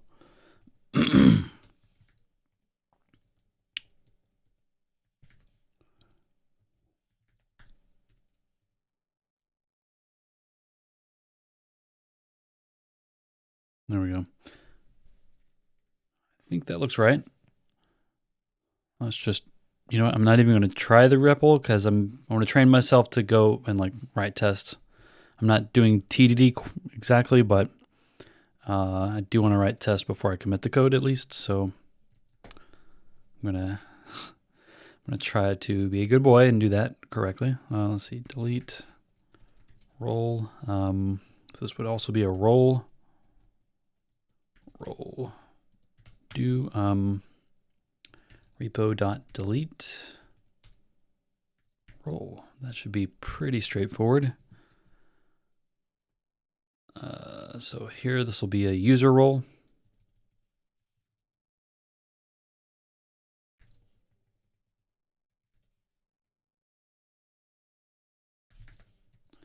All right. I think this module does what I need it to do, at least what I've imagined that I needed it to do. So I can list roles and user roles. I can read or get and even look up both of those as well with preloaded data if I need it. I can create roles and user roles, and then I can update and delete them as well. And I'm using the pattern of, I'm using the repo functions that will return an OK tuple or OK error tuple, meaning that if everything goes great and the data is inserted into the database, we will get an OK. And I just realized I'm not sharing my screen. Okay, so yeah, so just to review here, I've got my list functions. So I will grab all of the records from the database and preload any associations if I want to at the time that I'm calling the function. I can get individual records out of the database for both roles and user roles. I can look up a user role using the user ID and role ID. That's probably what's going to happen most frequently. I can create roles and user roles, and then I can update as well. Those so create and update use the change set to make sure that data is being, the required data is being passed in, and that the data is formatted using the correct types and so on. And then lastly, I'm building functions for deleting roles and user roles. This may change to a soft delete approach, like I might just update the status to deleted. Now that I think about that, I'm going to go ahead and make that an option.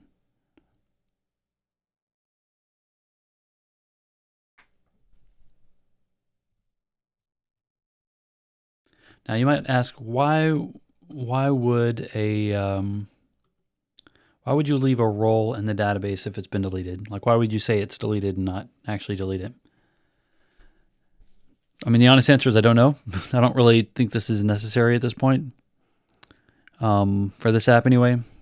Like, this is not this is a entertainment app, so I don't think it's going to be necessary to keep roles for like auditing purposes or anything. That could change, but I think for now, active and inactive are the only things, and I can just delete the record, delete the role if I need to. Okay, so let's see. I think the last thing I want to do that's on the top of my mind is I'm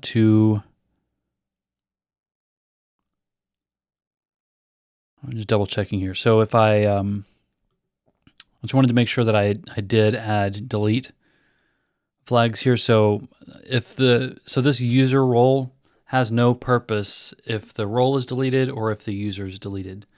So I've added in the migration, I've added the on delete all. So this will delete this user record or this user role if either the role or the user was deleted. That's a mouthful. Okay, so I think I've got enough here to start writing some tests.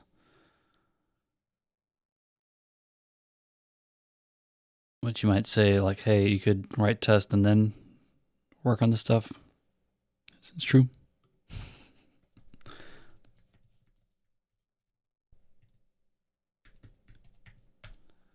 Okay.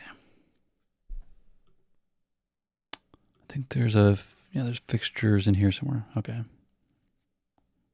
So we have accounts fixtures. This is where I can like generate a user. So we have a user fixture here, which is awesome. I'm using Faker. I don't remember if this was in place. I think I added this after the auth generator, but I use Faker to generate like an email and a username so that I'm kind of using semi-real data for each test that gets run, and it's randomized. So, every time a user is generated, it has a different email, different username. Now I can reuse that user if I really want to, and there's some ways to do that.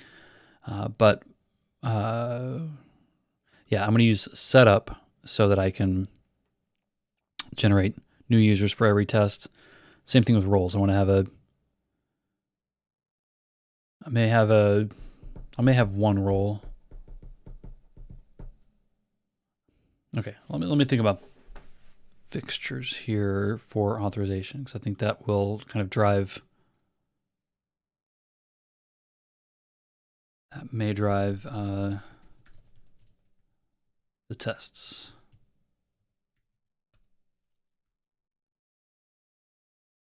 All right, so I'm going to use account fixtures as inspiration. So def module, LiveShowy, authorization, fixtures, module doc.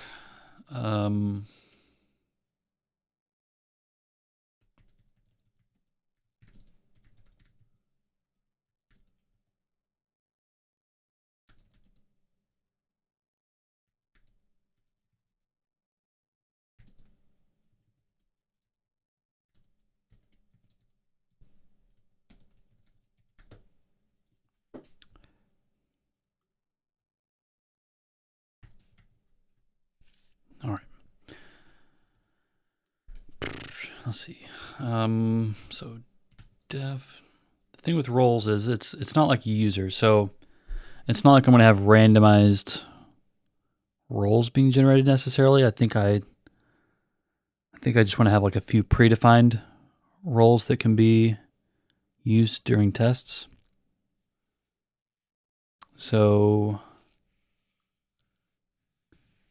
I'm not going to use Faker here, I don't think. I think I'm going to just do a def role fixture.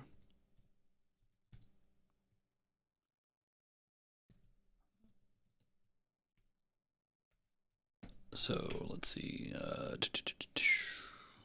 should get okay with a role. and that's going to take attrs. It's going to go to valid role, attributes, and then it's going to go to LiveShowy.authorization.create role. Okay, so I need to add this valid role attributes function.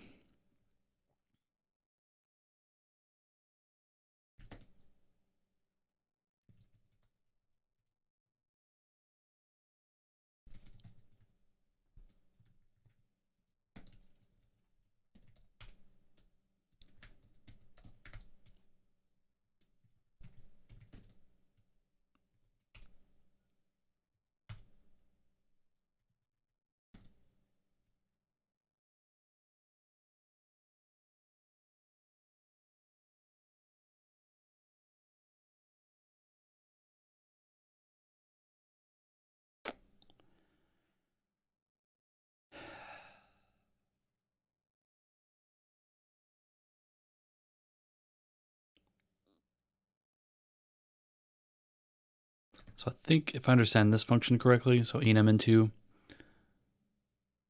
I think this is kind of like merging the map. Let's just try that here. So enum.into, first of all, let's say if I have an empty map, followed by a map with just a label. Then I expect this to return a map with a label key and an admin value. Very good. Now what if I passed in a different label?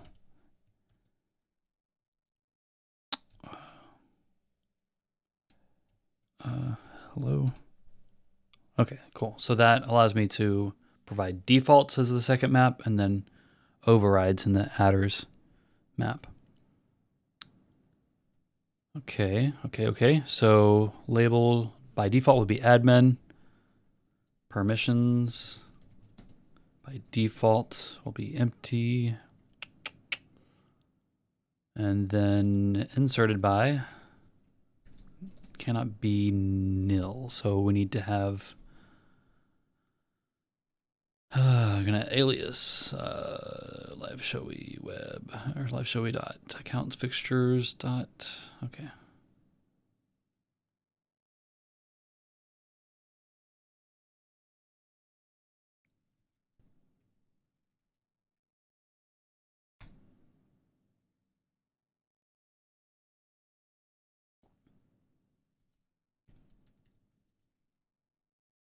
I think that works. And then user fixture. That doesn't work. What? Why? User fixture.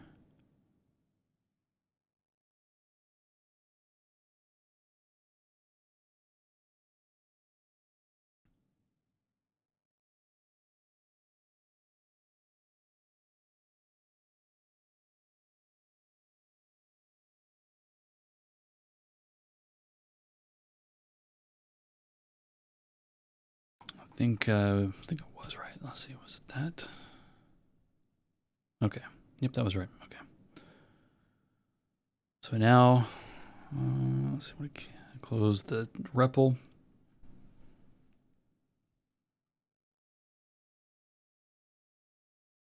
And okay, so at this point, I should be able to generate a role fixture. I'm gonna go ahead and define this module LiveShowy dot authorization test.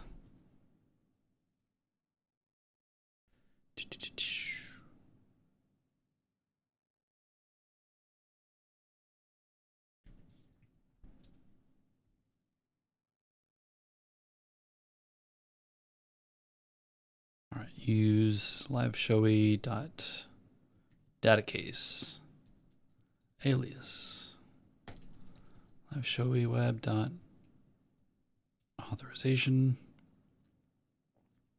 import LiveShowy dot accounts or no authorization fixtures. I think I will need accounts fixtures as well.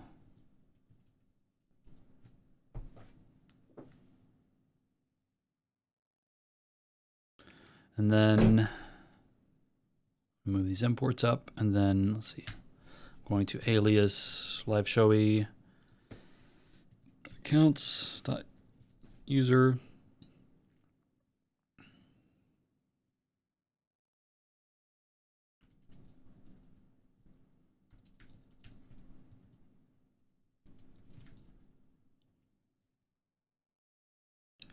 All right.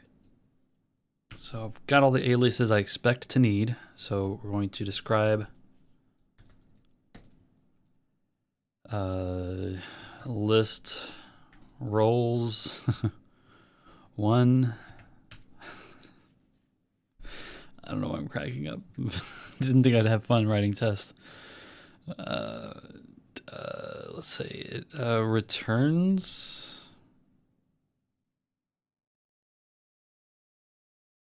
I need to add setup here. That's what I'm doing. That's what I'm missing. So setup, so setup is where it will perform some actions. It will basically kind of reset or like initialize some variables.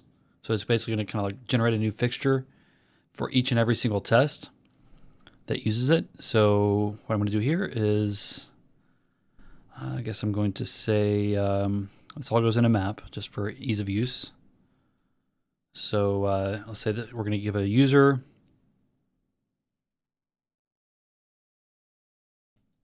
fixture.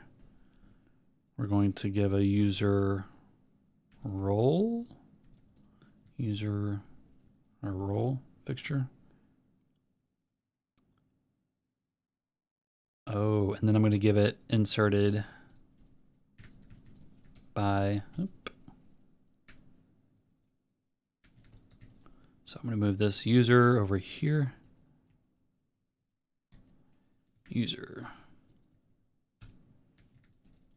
I'll do this, then I'll explain what I'm doing here after.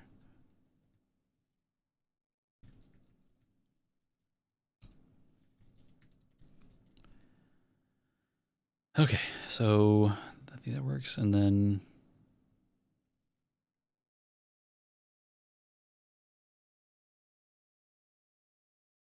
that's going to be a role, actually.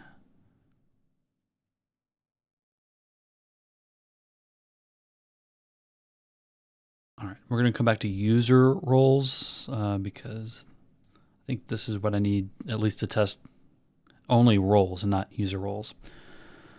Okay, a list of roles.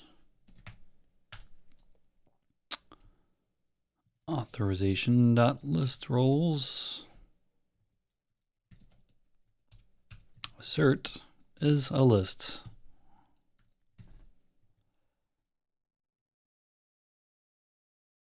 That seems pretty straightforward, right? So let's say mix test. And I'm going to tell it only to run the test in this file for now. Test, what is it? LiveShowy authorization.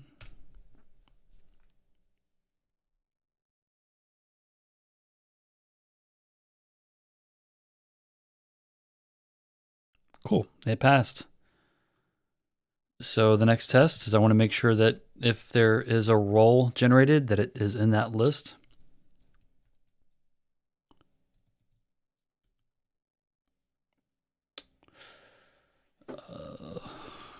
Includes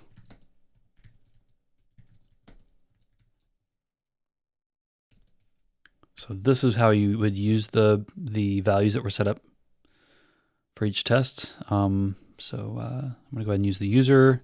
I'm going to use the role. I'm going to do, and then roles equals authorization.list roles. I think I'm going to go ahead and preload. I'm going to preload the user. So assert enum dot. You know what? I don't really care about the length of the list. I just care that the role is in roles. I think that will pass.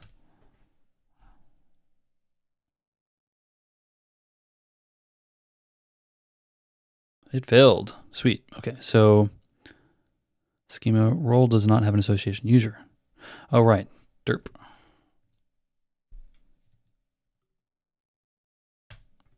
That's going to trip me up. This is just the role, not the user role. Okay, so cool. We got a different error. Okay, so left.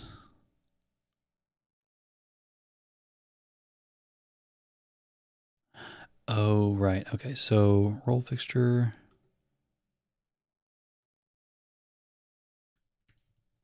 There we go. That was an error that I had on my fixture. So you'll notice that the result of register user is an OK tuple. So we actually don't really care about the OK tuple. We just want the actual value from that. So we pass the user. So I had forgotten to do that with the role. I had an OK role tuple. And now that I'm returning the role and not the OK tuple, that test should pass. Yes. Okay, and then, yeah, I don't think I really need to check the user on this. For this function, it's only asserting that the role is in the list. I think I'm going to assert a couple of different things later. So let's see.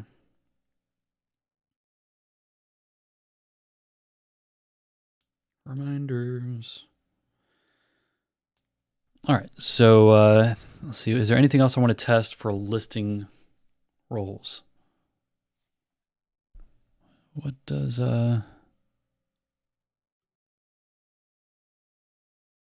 what could be preloaded? I guess the only thing that could be preloaded on roles would be the inserted by, but that's not even an association right now. So that's okay. We're gonna leave that as it is for now. You'll probably hear me saying that a lot. Describe. So we're gonna describe the next thing.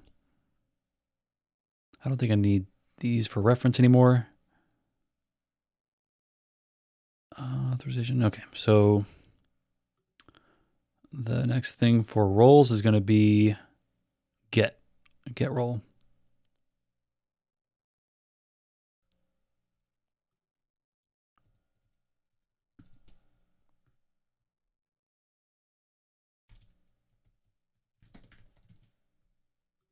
I'm just trying to get some separation between things here.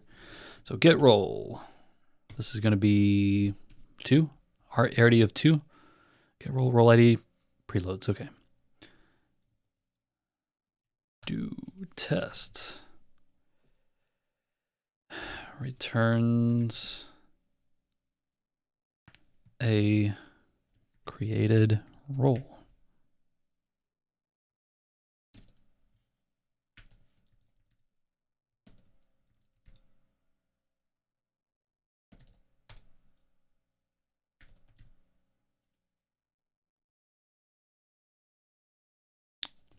Authorization.getRole, role.id. Assert role equals, ooh, that's gross. Okay, so I need to say assert retrieved. I could say gotten role. I could say retrieved. I could say fetched, found. There's all kinds of different words. I think I'm going to say retrieved.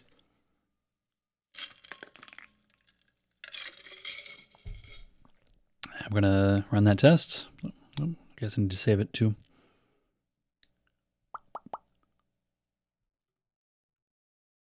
I'm curious if I just run this block here, will it be faster?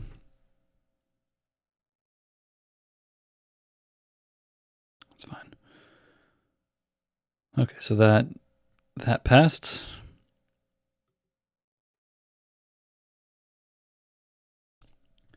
test does not return a role with an invalid ID. Remember, I kind of did this manually earlier. I actually don't need to test assert against a role here, so I'm just going to say retrieved role equals authorization dot get role, and I'm going to go back to the config .exs.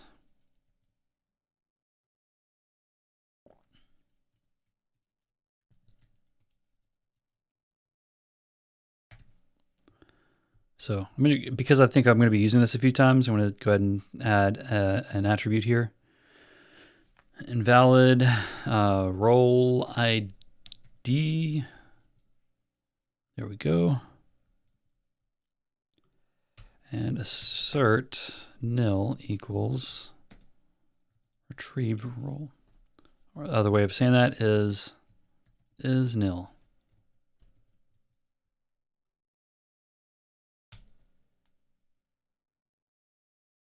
Oh, 35. Yeah, the line's changed. Oopsie. So let's say 37. Or I could just start rerunning all the tests again. That's fine. Come on. Yes. All right. So just to make sure I'm not messing anything else up here, I'm going to go ahead and rerun all the tests I've got so far. Sweet. That's passing all 4 tests. So far, just to catch you up where we're at, before every test, we set up a user and a role that was inserted by that user, because this is a required piece of data.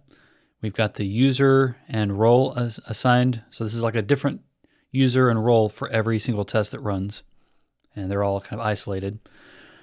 So far we've tested the list roles function.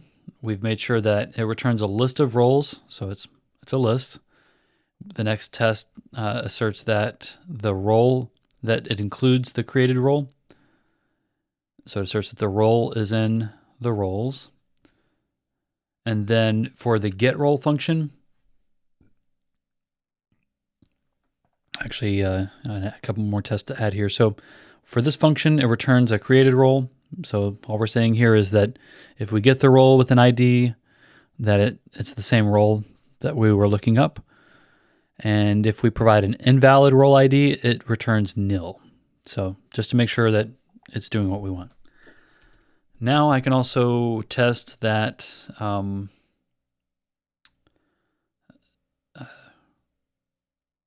returns. I can't assert on the, so I was thinking about adding the preloaded or the associated user. Let's make a test that fails and then fix it. Preloaded.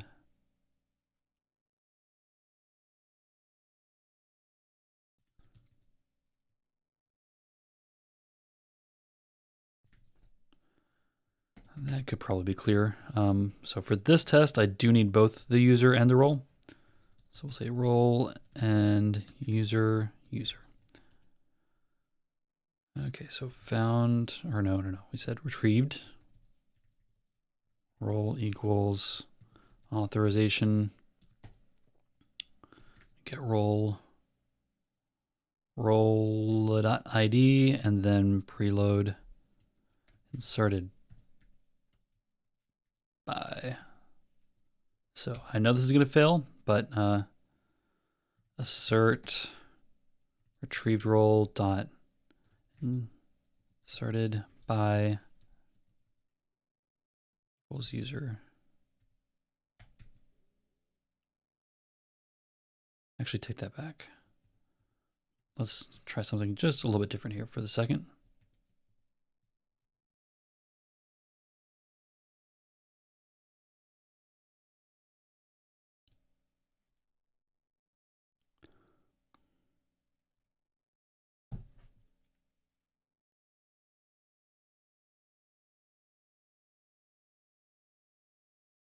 Great, 0 failures. So at least we know that the user ID is inserted as the, like inserted by ID.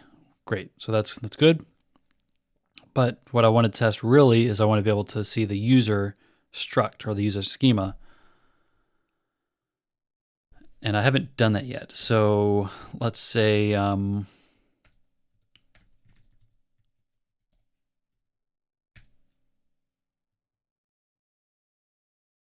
if I wanted to actually see the user schema and not just the user ID, this should fill. If it doesn't, we got a problem.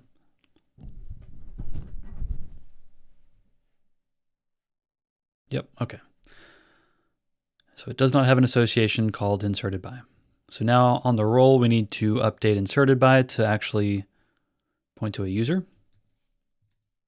And let's see, I don't think it's gonna work, but we'll just, maybe we're lucky today. Yeah, okay, so unknown field, unknown type user for field inserted by. So now we've got to go back to the schema and refresh my memory on, oh yeah, so this, I think is gonna be a belongs to.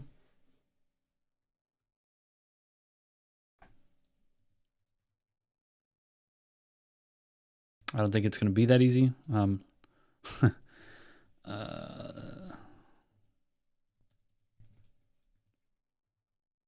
But could be wrong, right?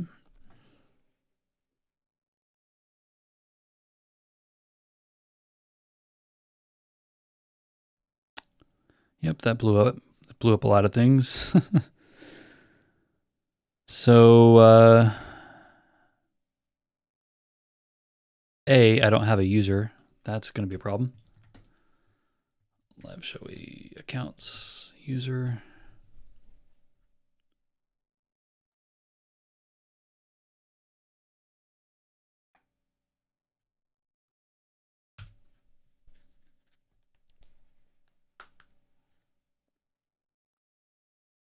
Okay, so we're still getting failures, but hopefully different failures. Cast for not supported. Okay, so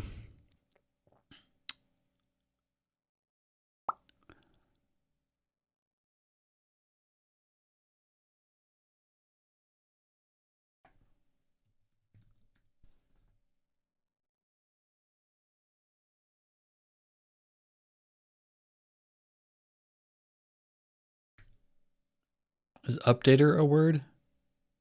I know creator is a word. Updater. I was tempted to write OR for updater. I think I do need to like, because I'm not like, because these are not like user ID columns, they're inserted by and updated by. I think I've got to give belongs to a little bit more information.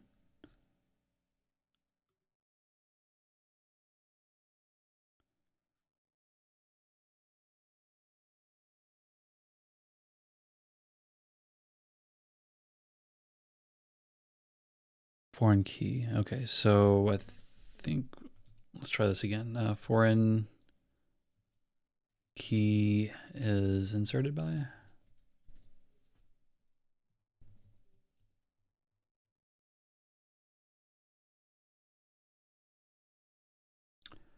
Let's see. I'm only going to run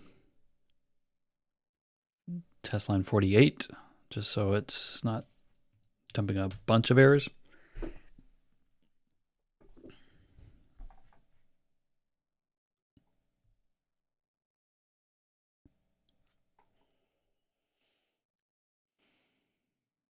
When false,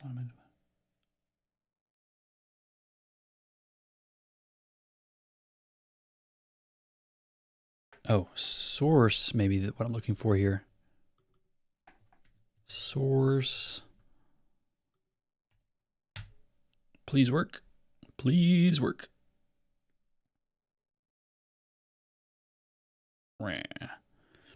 Unknown field inserted by given to cast. Either the field does not exist or it is a through session with read only.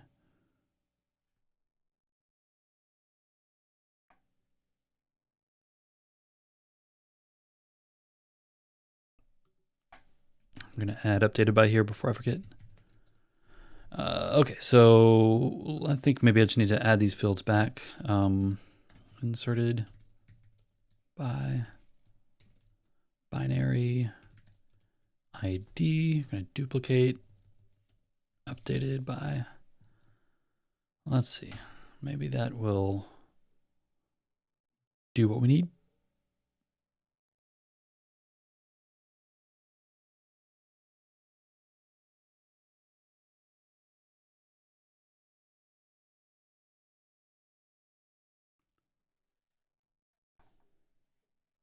All right, let's see.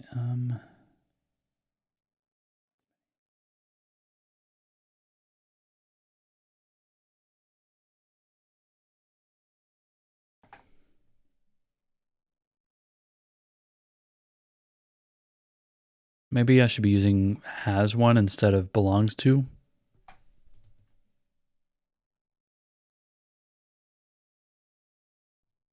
This is me guessing.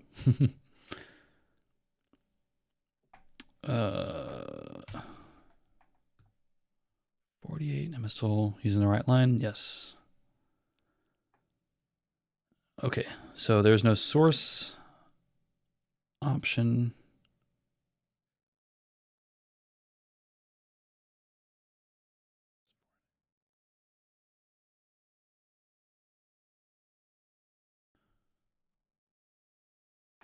Okay, I think maybe this will work. Let's see.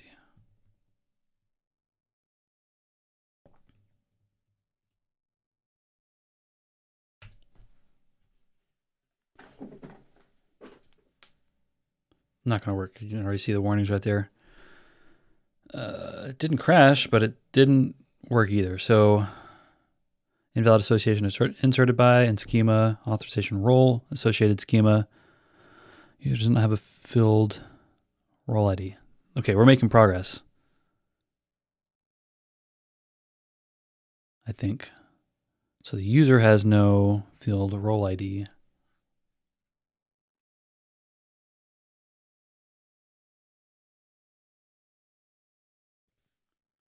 Schema.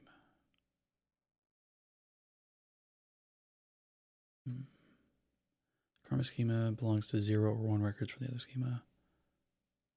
Used to use belongs to in the table that contains the foreign key. Imagine a company employee. So the employee has a company ID in the underlying. The employee belongs to a company. Yeah. No, I think I was right. Belongs to.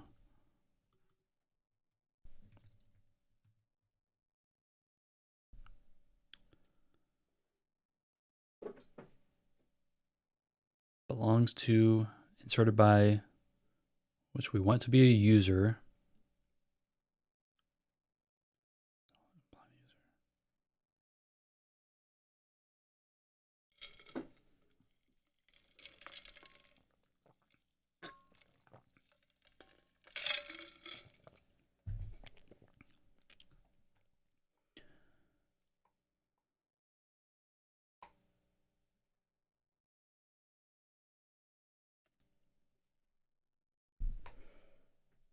Maybe the user schema needs to actually have like has one role. I don't know. Like a user's not gonna. Yeah, roles are gonna actually mean a different thing in a user's schema. All right, let's just run this, see what errors we're getting now.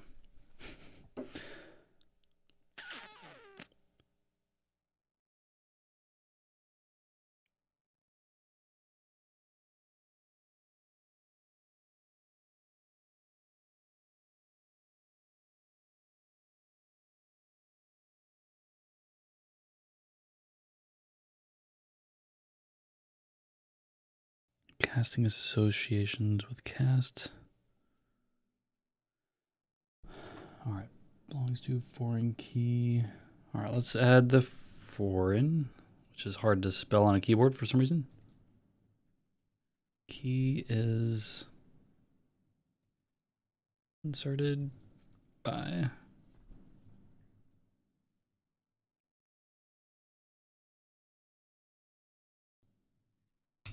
Don't think that's going to fix it. Foreign key inserted by. It must be distinct from the corresponding association name.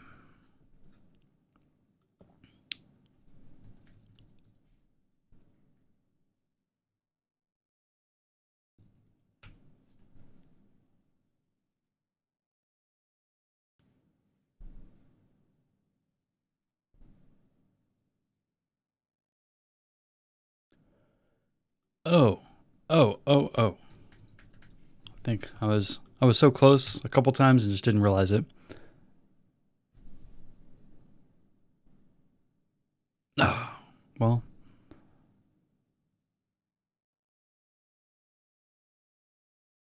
Okay. Yes.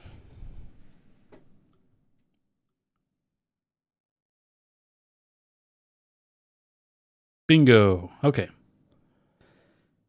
Now it's working. Let me explain. After I sneeze.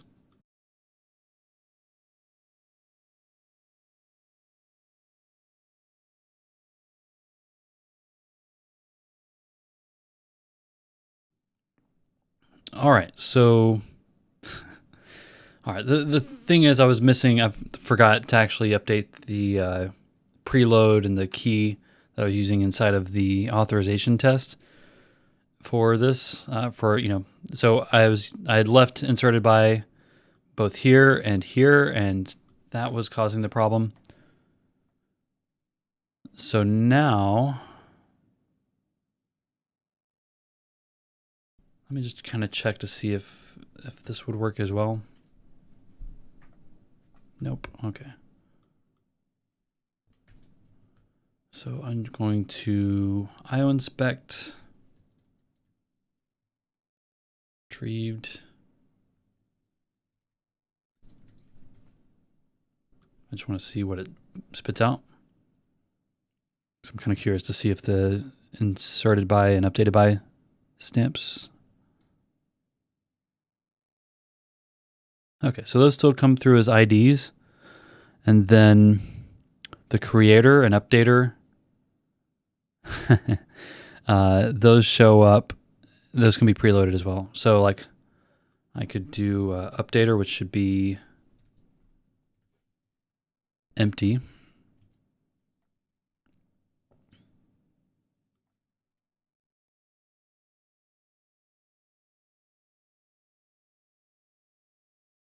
Yep, updater is nil. Great. All right, so let's see. Great, I've solved that problem. I'm gonna go ahead and remove that IO inspect.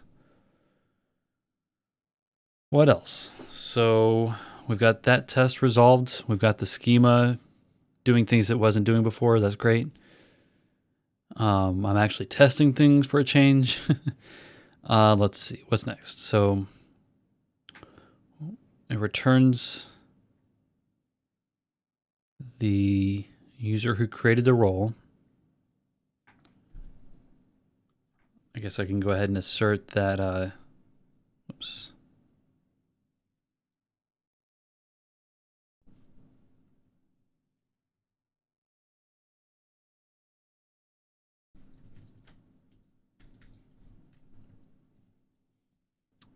Because I have not updated the role, at least at this point. Yeah, the updater should be null. So I'm going to run that test one more time before I go on to updates. Cool.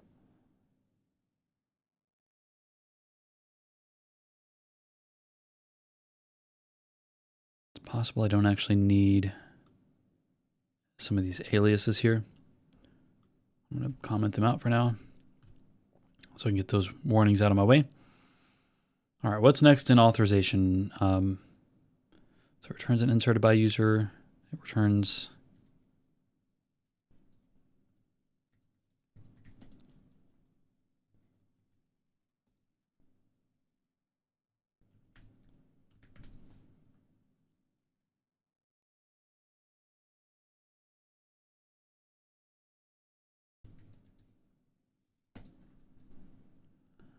all right.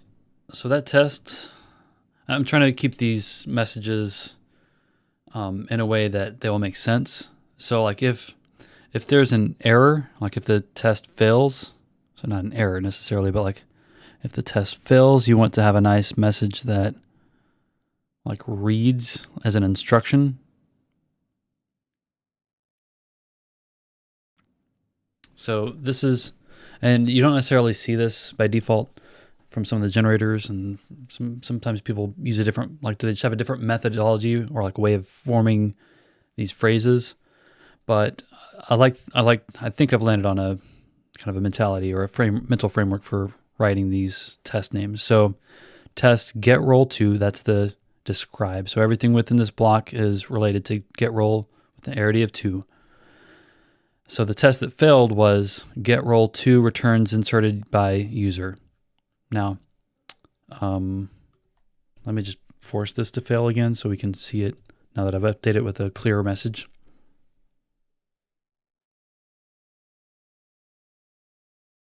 So let's see here. So I don't think that previous sentence made sense. So now it says test get roll with arity2 preloads inserted by user as the creator. I think that makes more sense. Okay, so I'm going to fix the test and rerun all of the tests just to make sure, just for a sanity check.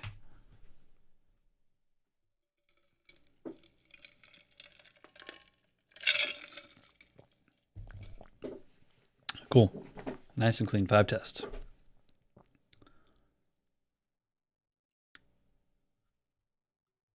All right, so get roll. We need to test create roll, which is kind of already baked in because we've got that fixture. So I'm going to go ahead and describe.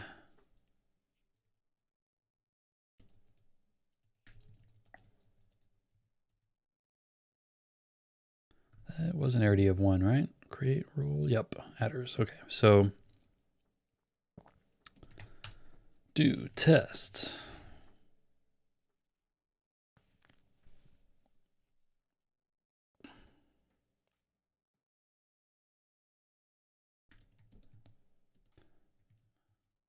A roll with valid adders. For that, we only need to use the roll that was already defined during setup and the fixtures. So for this, we can say assert, work's already been done. This is a roll. We will actually enable the roll alias again. Don't think we're actually going to need user. We will need user roll a little bit later on.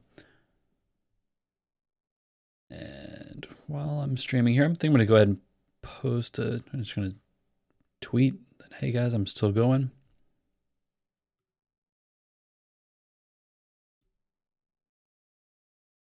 I'm going to do this off screen just because Twitter.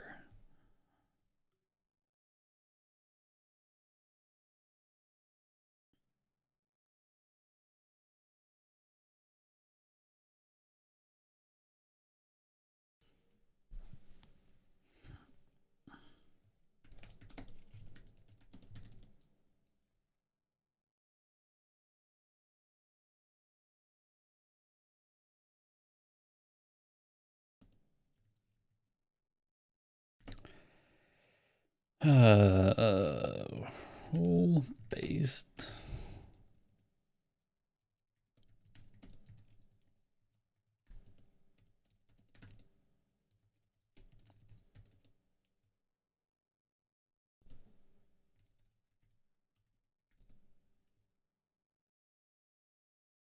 I think I'm gonna, if you're watching live, by the way, awesome. Thanks for watching.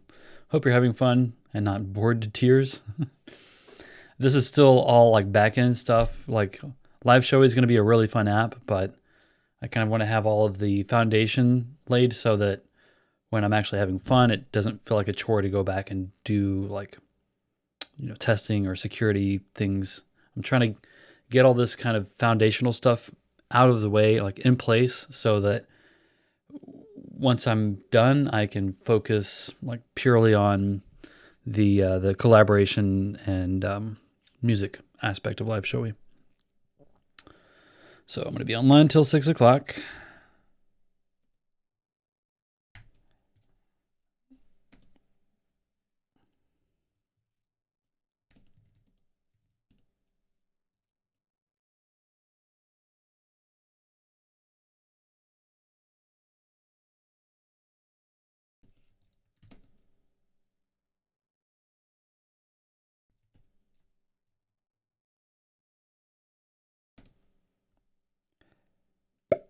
All right, gotta find a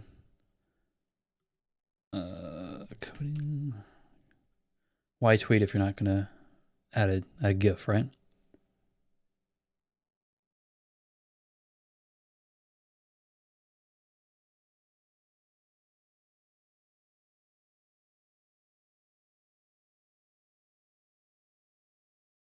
All right, which cat GIF should I use? I think I'll use this one. Okay. Tweet sent, distraction over. Almost. Make sure that was good. Cool. That's out of the way. All right.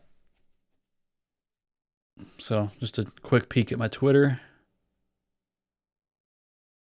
So if you want to follow me on Twitter, I'll show this again in just over an hour when I'm wrapping up. My Twitter is @OwenBickford, so you can chat with me here or tweet at me later when I'm offline. Also, this project is not open source, but I do have a few projects on GitHub.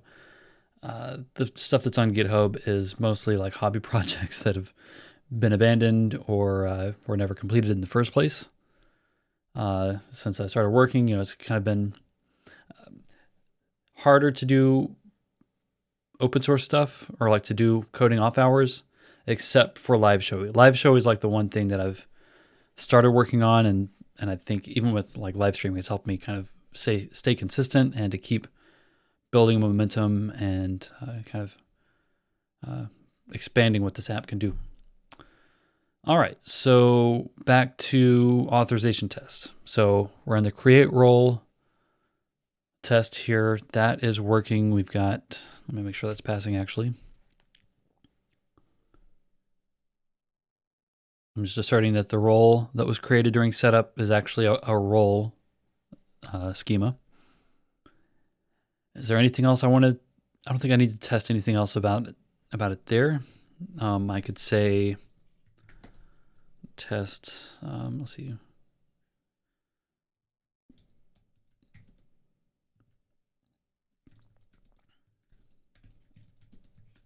So I want to, not only do you want to test that things go well when you give it correct data, you want to test that you get an error or like some kind of, you want to test the error case. So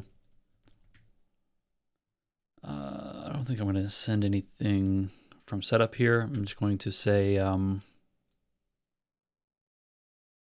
result equals authorization.create role with an empty map.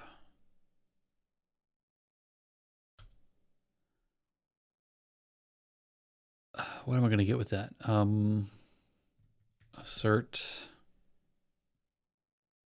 that it's not a role. I can do that much. So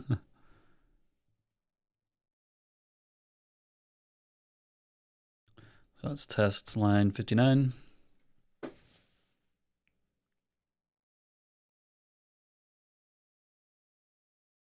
Cool. So it's definitely not a role.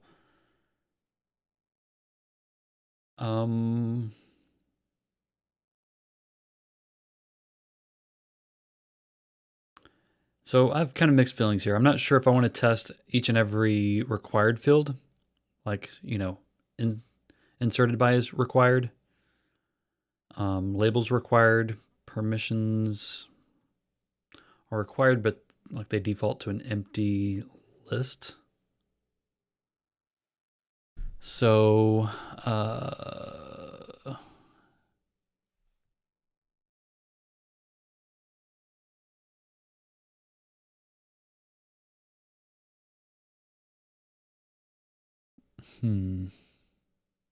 I think that test does what I need it to do.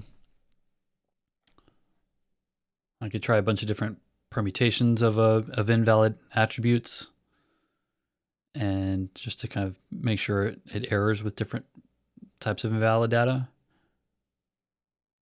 But, I trust, well, I shouldn't say that. I was going to say I trust the change set to catch errors for me, and the schema to handle that.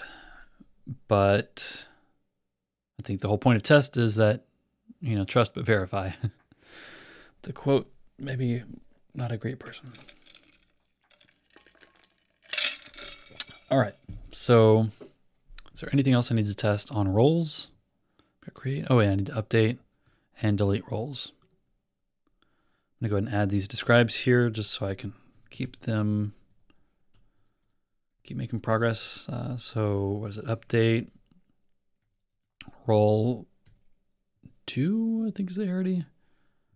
And then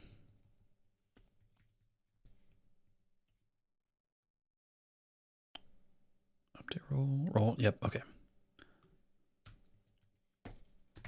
So first test here is going to be returns updated role with valid adders.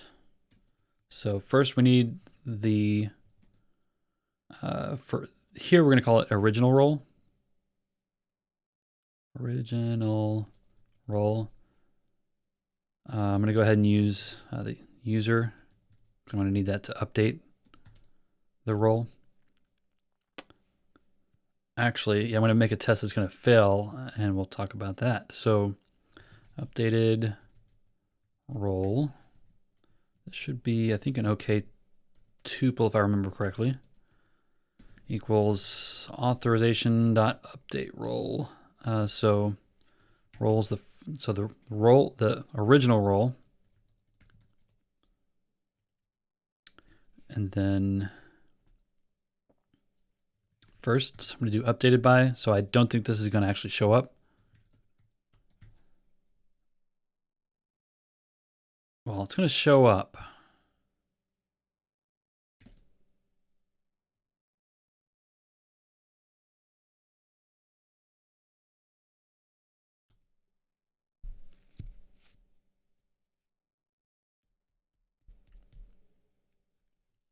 This is the problem with like parallel thinking. Like I'm thinking about two problems and I can only actually work on one at a time. So let's say we'll just update the label here. So the label is going to go from admin to new. Let's just say new label. It doesn't really matter.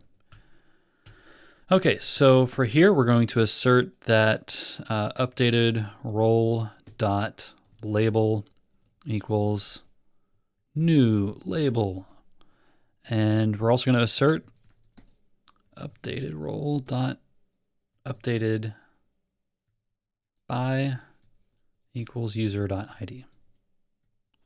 Let's just see if that's working so far. Actually, I'm going to comment this out. I don't know if that will blow something up. Describe 66.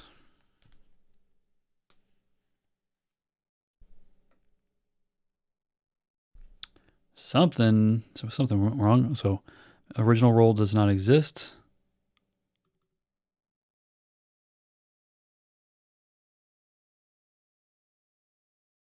Oh, typo. There we go. And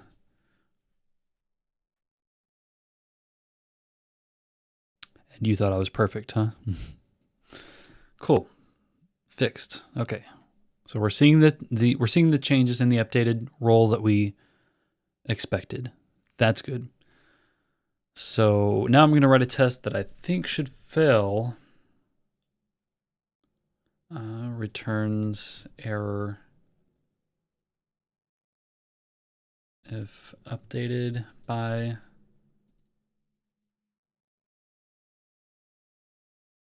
is missing.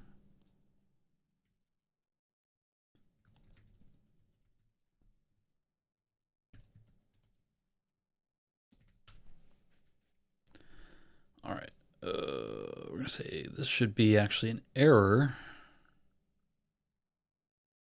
The change set.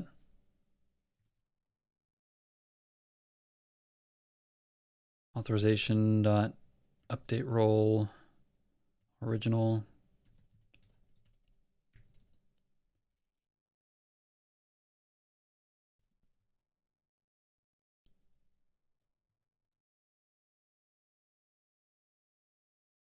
First, let's just assert this. Let's just assert that this pattern match is actually doing what it's supposed to do, which it won't.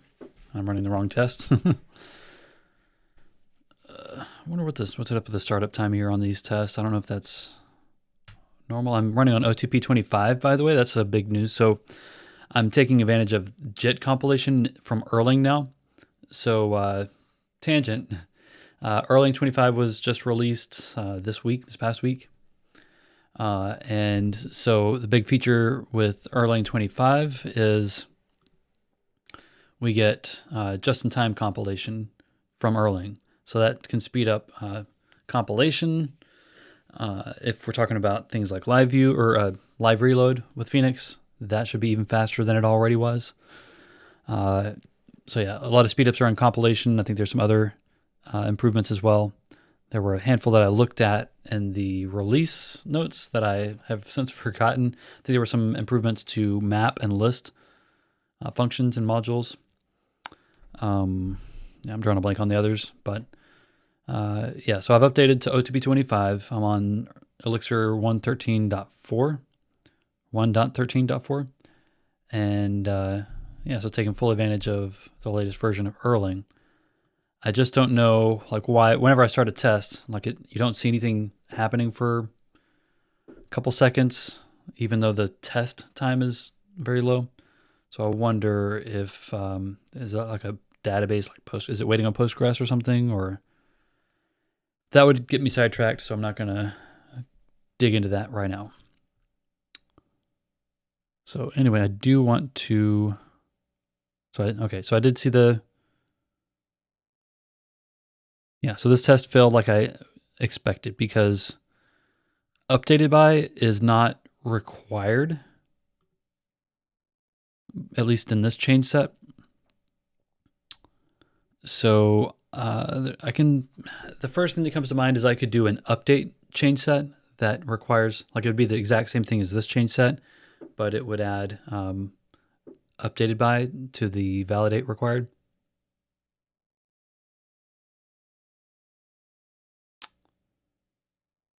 And I'm wondering, could I take that change set function into an update change set function?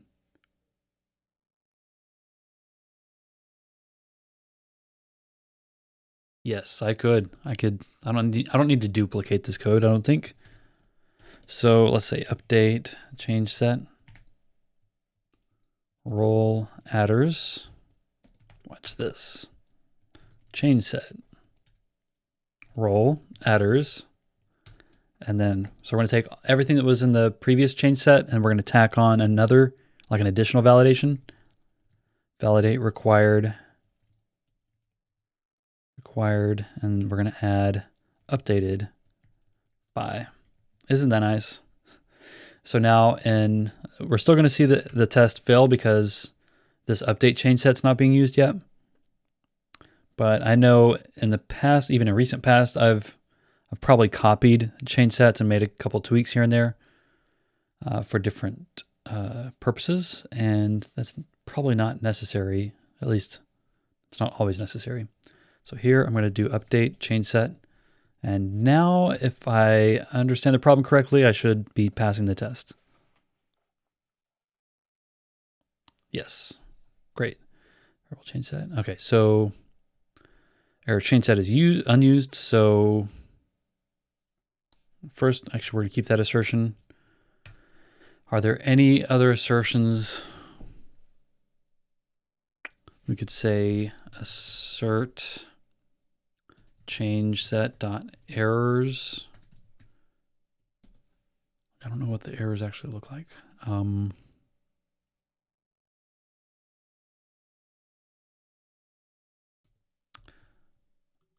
Let's just force a failure so we can see the result. This is a kind of an alternate way of, instead of having to throw IO inspect, you can just force it to fail so you can see the results. Okay, so this is maybe a little bit of mental gymnastics to do this. Okay, so change set.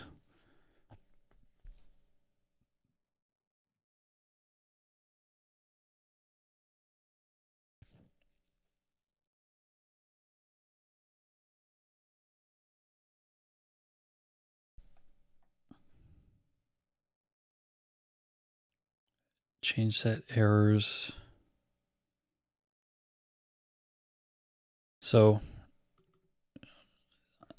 basically I want to assert that updated by is the thing that failed, like the thing that has thrown the error on the change set.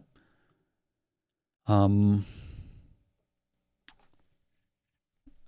think I can do keyword dot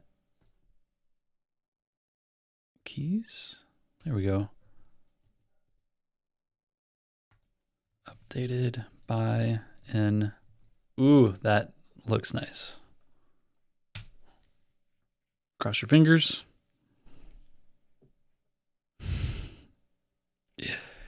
Yes. All right, I'm having fun. I hope you're having fun too. So just to recap what's happening with update role iterative 2, we know that the original role can be updated with valid attributes, including the updated by and label. And that as long as we provide the updated by, any other attributes will be updated as well. If we do not provide an updated by, we receive an error chain. We receive an error tuple with the change set, and the change set errors includes an updated by key.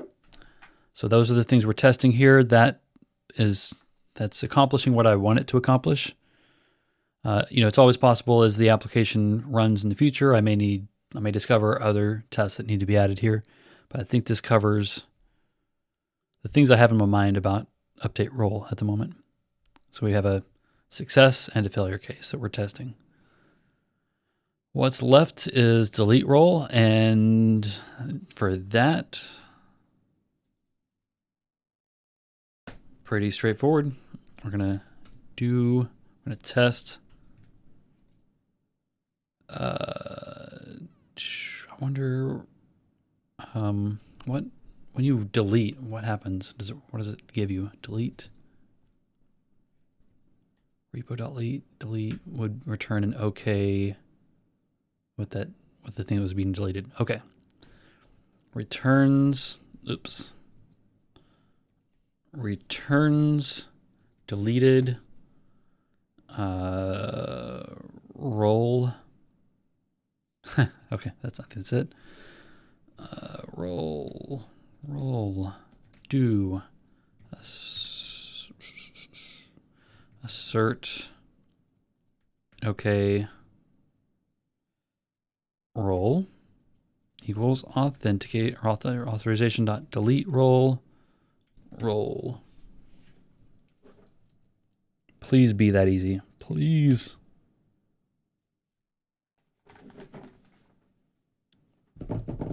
Nope. Okay, almost.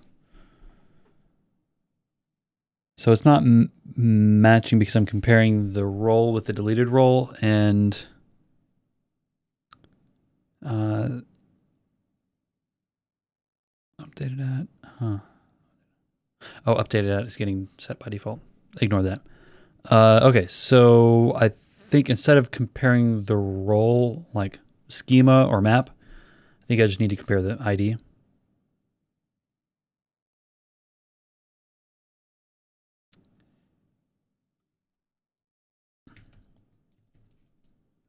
So I can say assert deleted role.id equals role.id. That should allow this test to pass.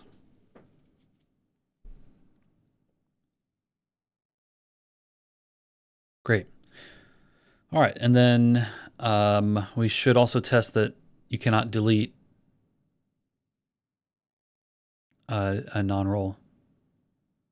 Oh, hey, sorry, I don't know if I can pronounce this. Himujal.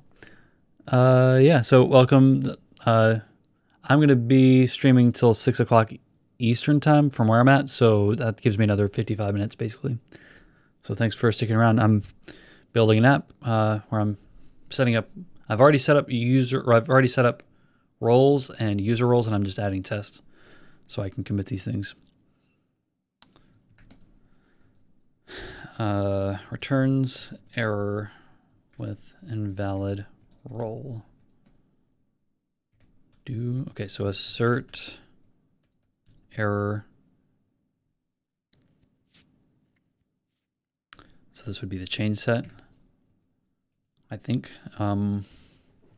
Authorization.delete role. Let's say that it's not actually a role. Let's see what's going to happen.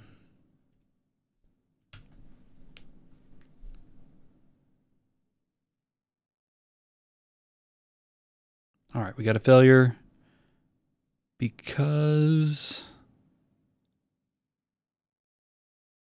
yeah, because I'm being strict here, so I'm requiring that this function, the only thing it will accept is a role struct. So maybe what I need to do here is just pass it in a kind of like a dummy role.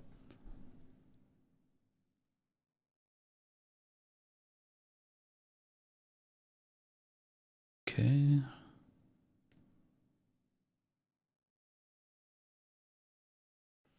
Assert error change set. Schema.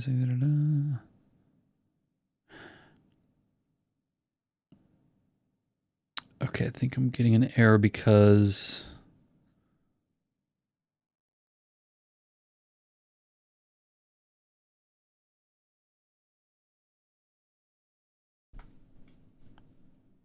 I think I'm gonna have to kind of hack this a little bit. So I'm gonna assert that a role cannot be deleted twice. I don't know if that even makes sense to test,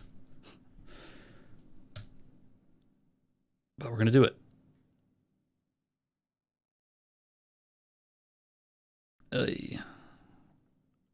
87. Oh, I gotta have it a role to delete first.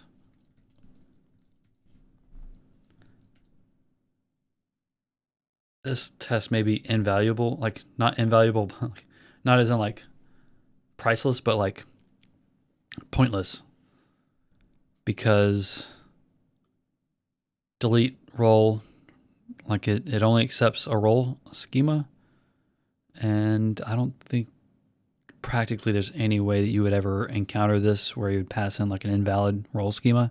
It's just going to blow up if you try to pass in anything that's not a role schema. This may be a waste of time here. So to delete still struct.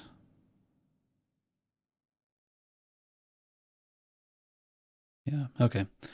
Delete that test. That's what I see. Returns deleted role.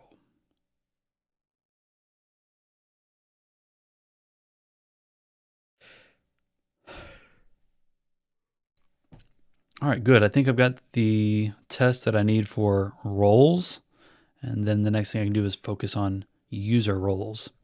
I'm going to go ahead and commit some code here just because I've added a lot and I would really hate for a storm to blow in and strike this computer dead. So let's see here. Most of these, I'm going to commit my modified files first.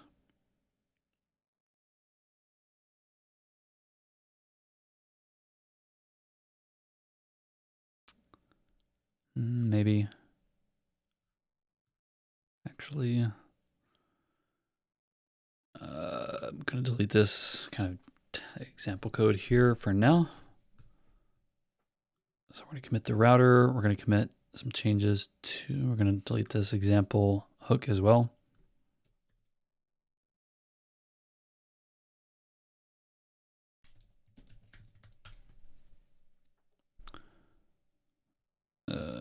One software design, okay, user role. Oh, it's telling me to remove the to-do. Okay, that's fine. I'll do that later. Is there anything else modified here? Okay, so say alias. That's aliased. By the way, Dimajal, I've been scheduling my live streams, if you're still here.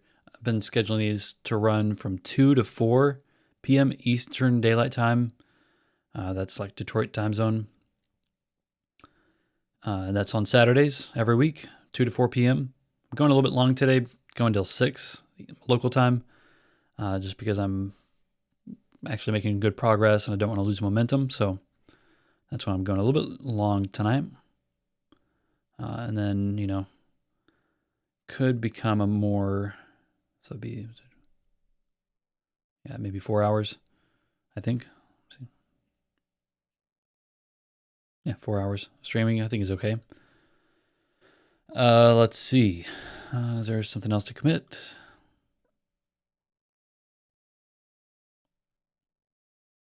Let's just update.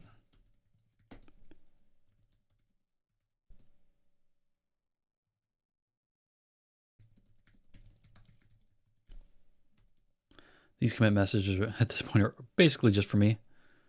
No one else is probably ever going to see these because everything gets squashed anyway. But I think I've got it configured so that at least the commit messages show up in the squashed commit message. So you can kind of see the story even though you can't go back to an individual commit once they're all squashed.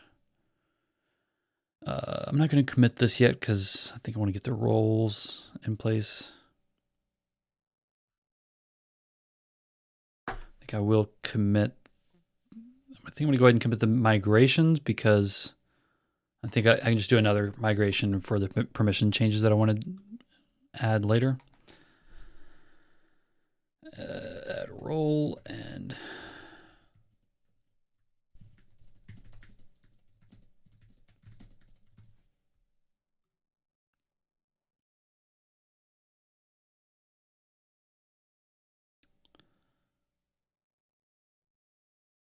I'm going to go ahead and get that comment out of the code and into my notes here.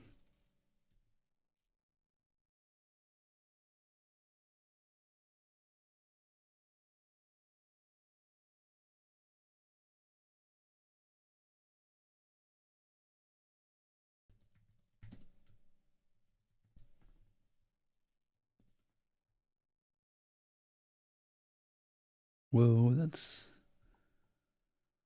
I guess, so what you're seeing on the right here is the projects, like the new version of projects for GitHub. It's beta and doesn't really support dark mode. So like everything else on my computer right now is in dark mode. Let's see, can I switch that easily? Let's see, general.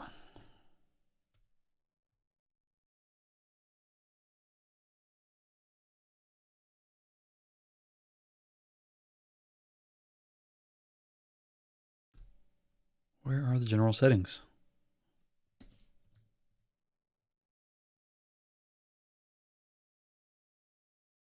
Okay, so yeah, this was kind of hard to read with the black background and black text. Okay. Back to dark mode for now.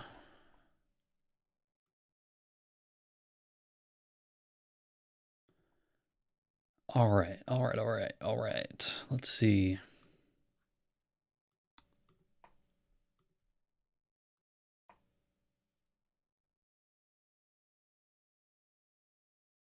So I've just committed the migrations. I can go ahead and commit the schemas.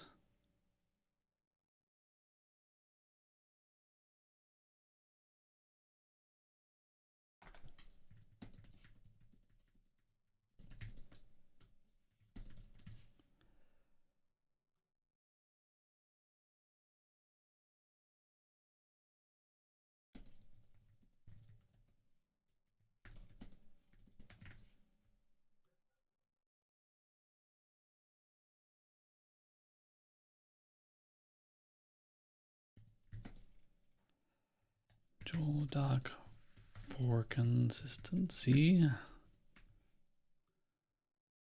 Authorization test, authorization. Okay, so I'm gonna go ahead and commit what I have here so far.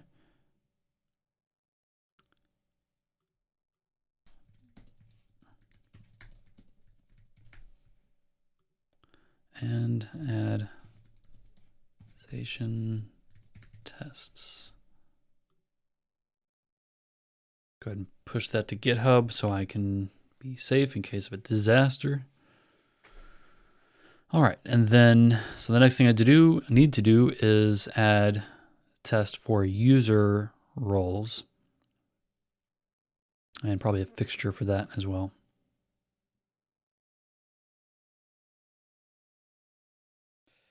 Do I need setup or do I not need setup for this?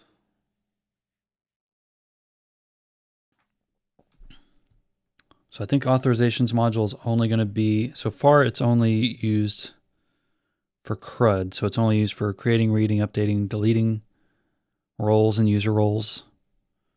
I don't think I necessarily need to test like access control to different parts of the app. So for now, I think I can just keep these as unit test for user roles. Let's do that. Before I forget, I'm going to go ahead and copy, kind of do what I did with roles. I'm going to go ahead and copy the creator updater for user roles. So those can show up as associations.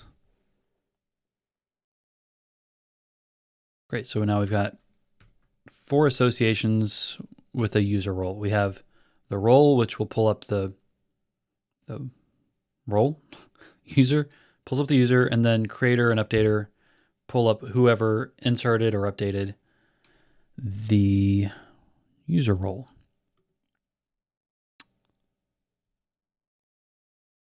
Okay, and then, like I said, we're going to come back to permissions later because I need to think through a little bit more about how to implement that, like how I need to use it actually. So I may actually drive that with testing. So I may TDD that part. Okay, roles are good here. Can I collapse these? Yes, okay.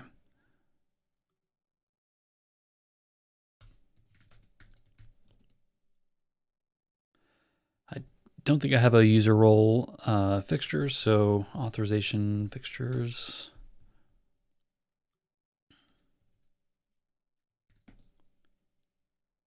Valid user role attributes. I think I'll start there this time.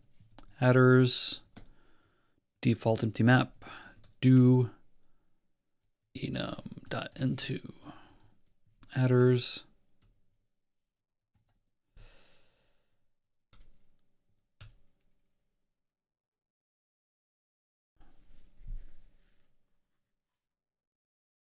You know, this doesn't make sense for this particular for this particular schema, because it doesn't really take, there's no like default attributes I can provide here. So I'm going to say user role fixture. Then I think from here I can say, okay, user role. We're going to go to authorization. Oh, we're going to go to headers.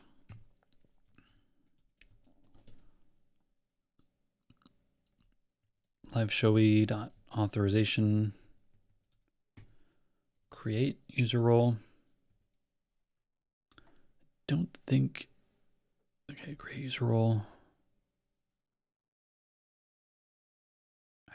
Right, okay. So here,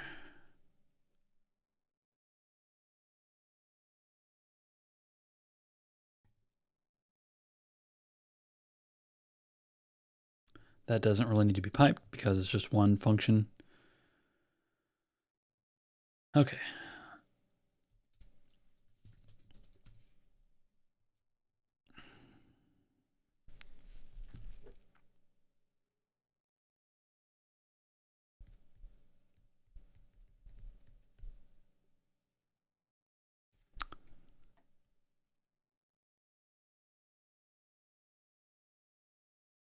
I'm thinking through a couple of different ways to like require the user ID and role ID here.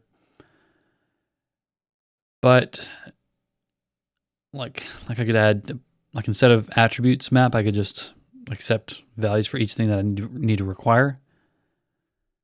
But that I think feels like an anti-pattern. And I think I would just depend on the chain set to report back any missing attributes. I don't want to have to create different fixtures for handling that. So I think the way to do this now is going to be user role fixture, where we do this. Role ID is role.id. User ID is user.id. And then inserted by is user.id as well. Cool. And I love a mixed formatting or Elixir formatting because it's just automatic. I don't have to think about it. Not only will it expand things onto new lines whenever they're taking up too much length on the screen, it will also collapse things back. So if I chopped this map down and it was fewer than 120 or 80 or 90 characters or whatever it is, it would squish everything back into one line or fewer lines if it could. Anyway, so we've got now we should be able to have a user role available in setup. Okay, so now we can do some testing. Describe list user roles, I think is where I started. So test returns a list of user roles.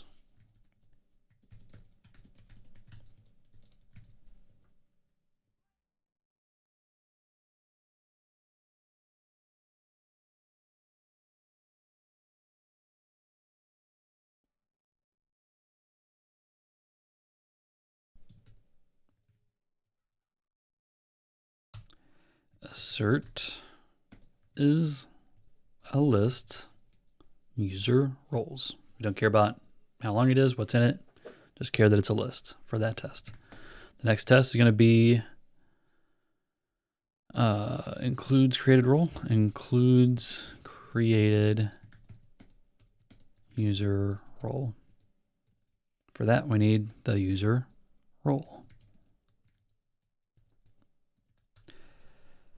User roles equals, actually I don't even need that. I can just say assert user role in authorization.list user roles. Let's test these two real quick.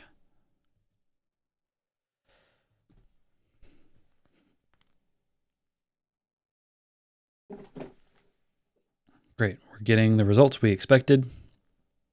Just to be consistent, I think I'm going to clean this one up this is just a little bit tidier. Okay, so list user roles is done. The next one's going to be,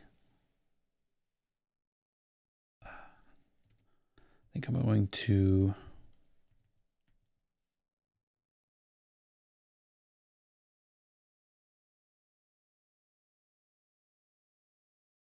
call me lazy.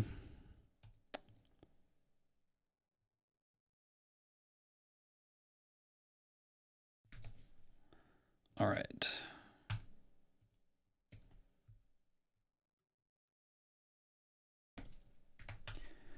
Test returns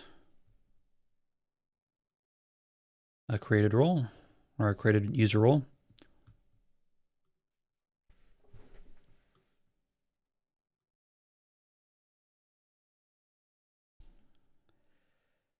Returns, where is it? Returns a created role. User role. User role, user role.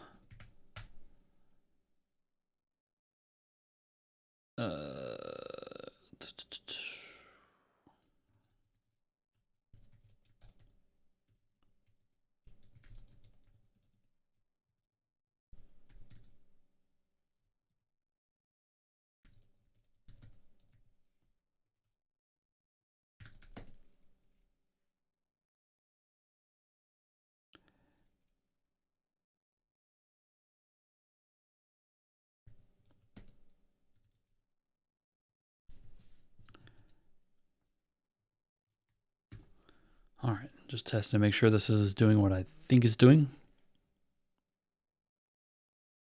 Great. So we're retrieving the correct user role. That's good. We want to ensure that it does not return a role with an invalid ID.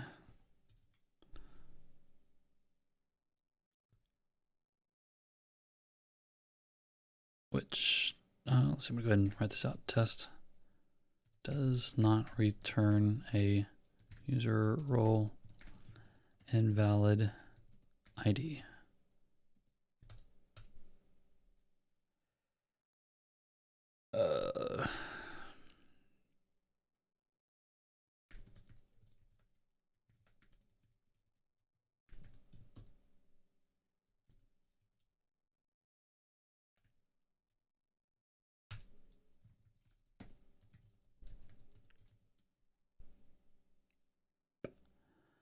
Retrieved.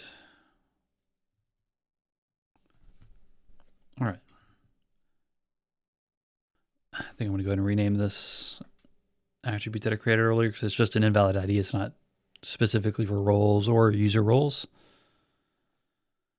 I think there's an easy way to do that. Not from here. Let's see. I'm just going to Control D or Command D.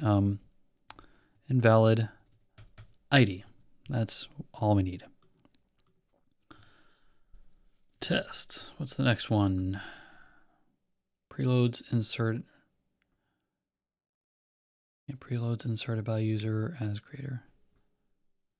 Preloads inserted by user as creator.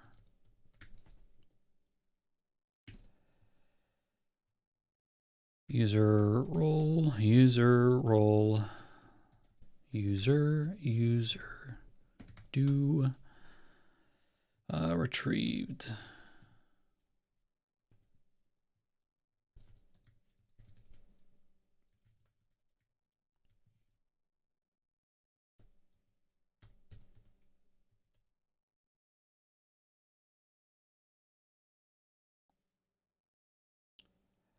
User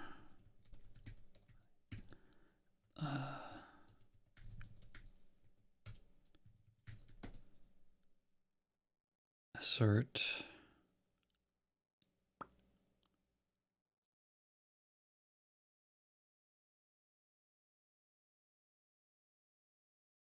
retrieved user role dot creator equals user, I think.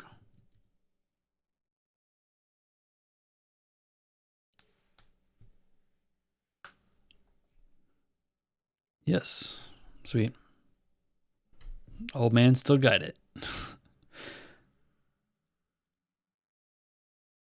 Okay, I think I'm just gonna copy that little line of code as well, because there has been no update, at least initially, on that user role.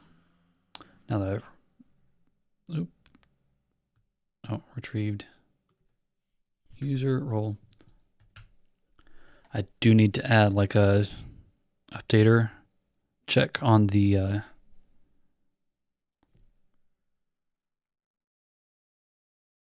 something failed. What happened? Updater.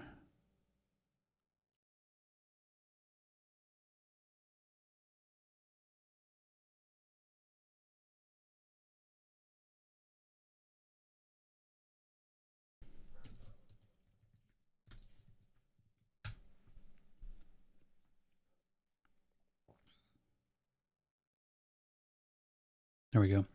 All right, so when I update, I need to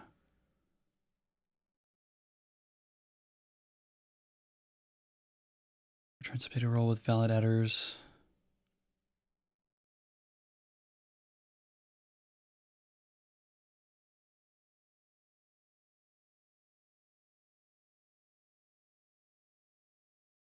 You know what?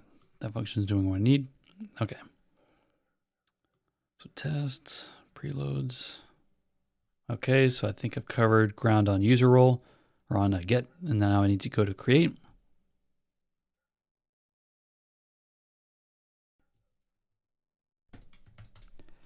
test. Returns a role with valid adders. Returns a user role with valid adders. A user role is a user role. Do and then assert this is a user role.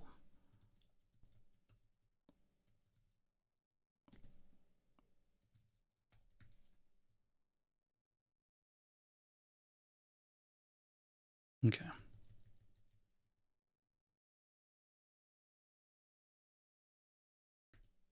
Make sure it passes 125.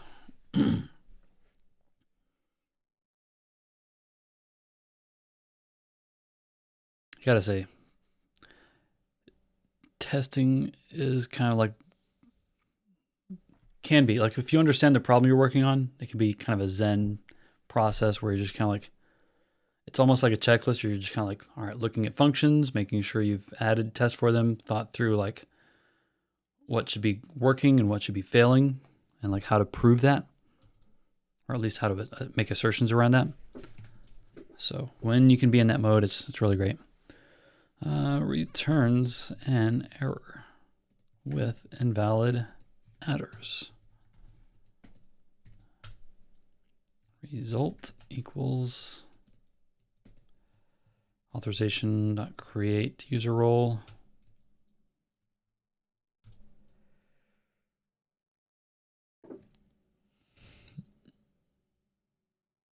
Ooh, I just caught an issue with that other test.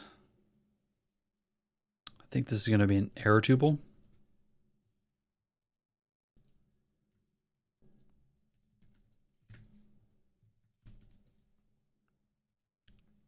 So let's try that.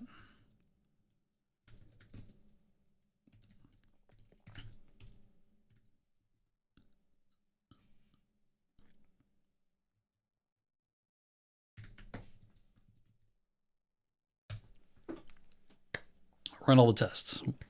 What could go wrong, right? Nothing.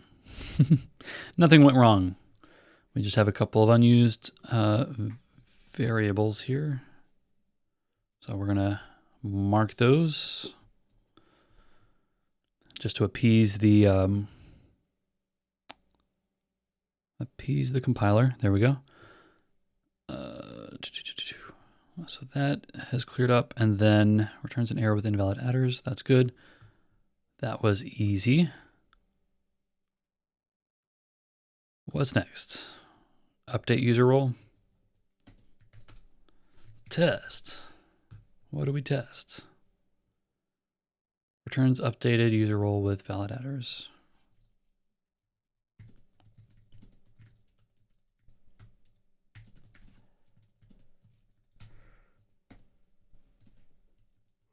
User role. User role. User. Do.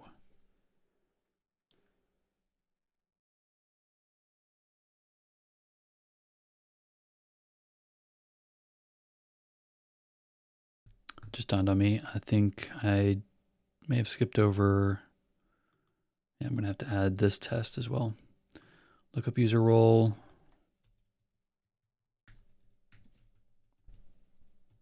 Three. Come back to that. Okay, so returns updated user role. Okay. Updated user role.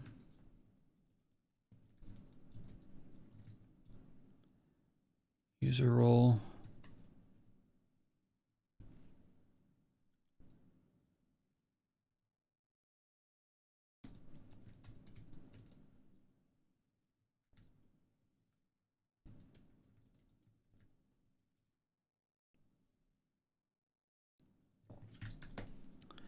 Updated user role dot label equals new label.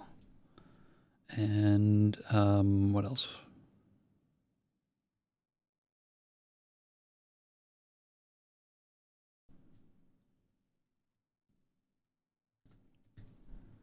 think that works. 136.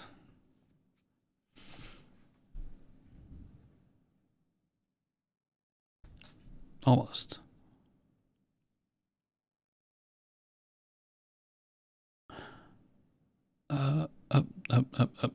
Update user role.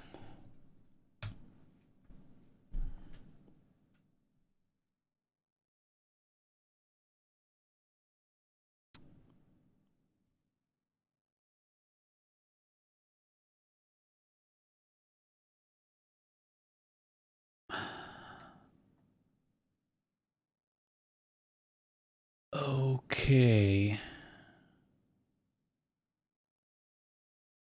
Testing's great. So testing is great because it helps you kind of check your assumptions. Like when you're just creating a new module in a new context, you think, okay, I need all the CRUD operations. But now that I've got this test in front of me for updating a user role, let's think about what a user role is for a moment. So a user role is a role ID and a user ID, and then timestamps. I don't think there's anything else to it, is there? That's it. So role, user, and so yeah, there's no reason a user role would ever actually be updated. Like it would be created or deleted. There's no update. It would be listed and read and retrieved and everything, but it would not be updated. It would basically be like you would never take a user role and like swap it for a different user ID or a role ID. You would just delete it or like create a different one. So for that reason, I think I'm going to go ahead and update the schema. I'm going to pull out the update user role function because it just isn't necessary. I'm gonna delete this because it's just not necessary. User role creator sorted by.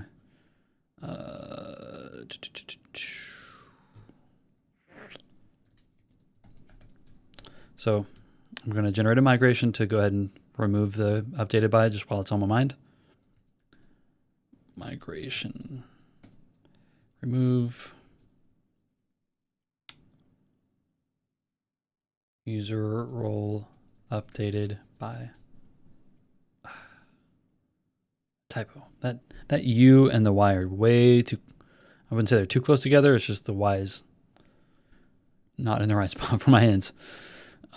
So let me go in and fix that little typo.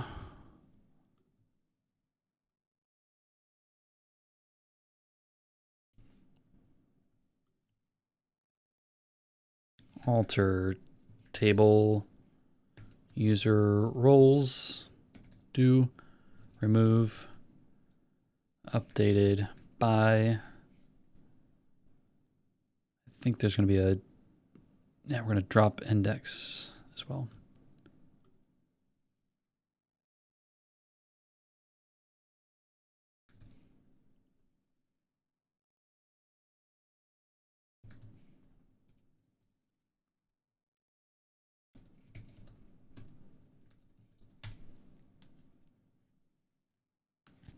Hopefully this migration works.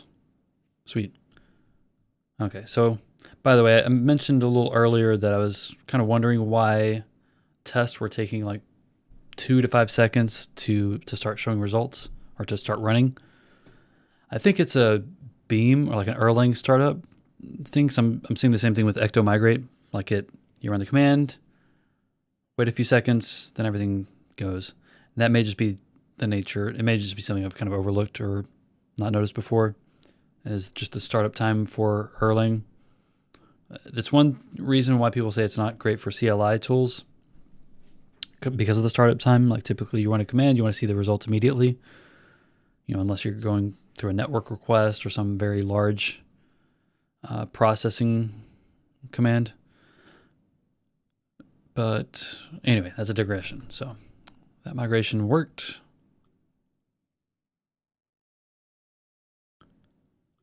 I'm going to commit these, remove, updated by, there it is again, from user roles.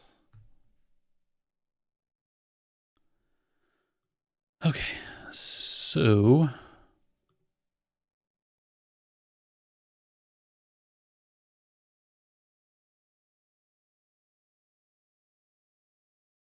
back to tests. I'm gonna go ahead and do the, I'm gonna add the test for looking up a user role. So test returns user role with valid role and user IDs. For this, I will need all of the things I've added and set up. So that's going to be role, user, and then user role, because we're going to want to check that the user role that came back was actually correct. So we're going to hit do, and then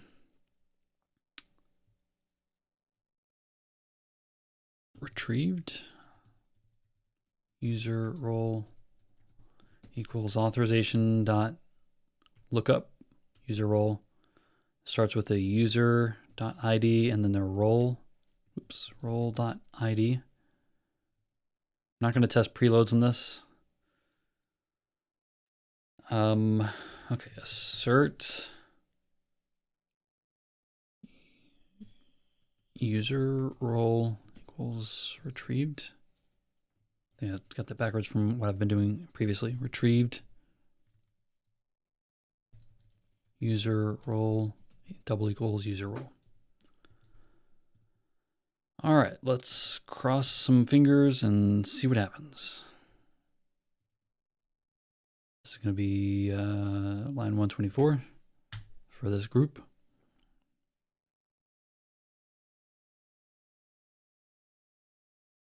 It worked.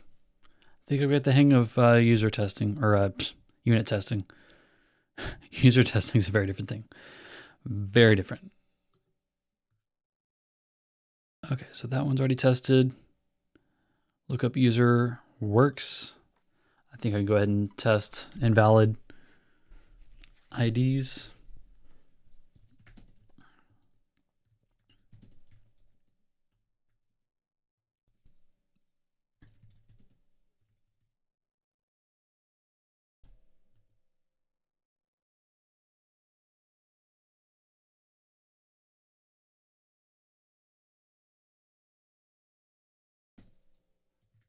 I think I'm going to actually put two tests, kind of group them together in one here. So user, put role first, just to be alphabetical. Role, and then so retrieved user role equals authorization dot lookup user role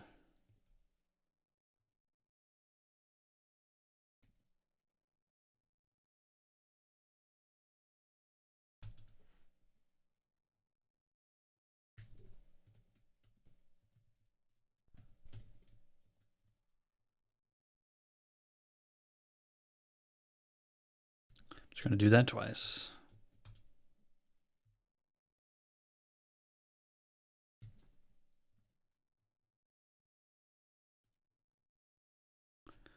That, I think, will work. 124.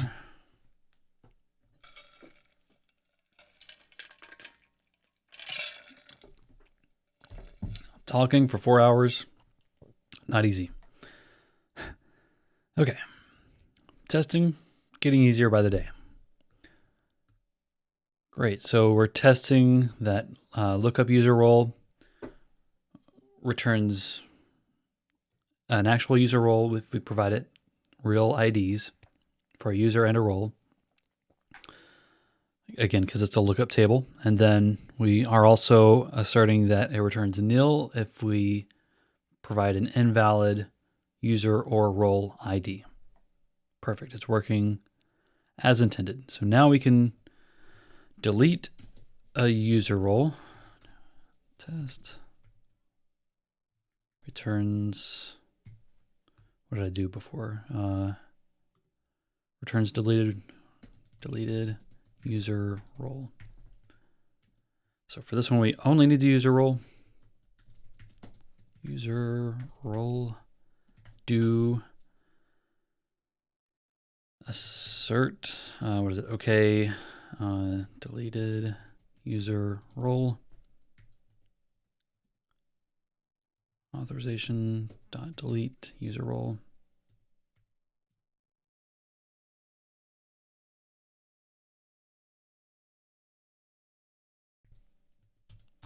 And then what else do we assert? Assert deleted user role.id double equals user role.id. Good. All right, let's just run all the tests, see where we're at. Make sure this thing is ready. It's not. User role does not have an, okay, yeah, so I need to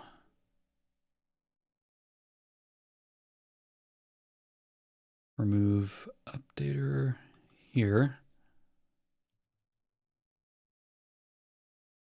There we go.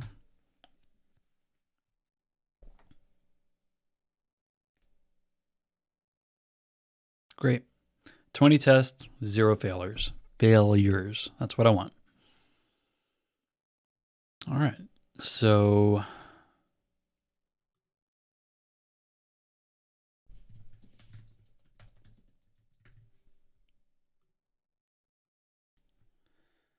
great.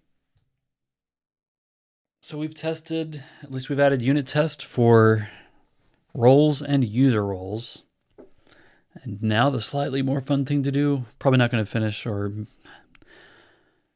I could probably start it, but probably won't finish, definitely won't finish any kind of UI for managing roles and user roles. I mean, you could make the case that I've done enough here. I've added the back-end modules and tests for these things, and maybe the UI, like live views, should be a separate PR. You know, I might even convince myself of that. See, what did I...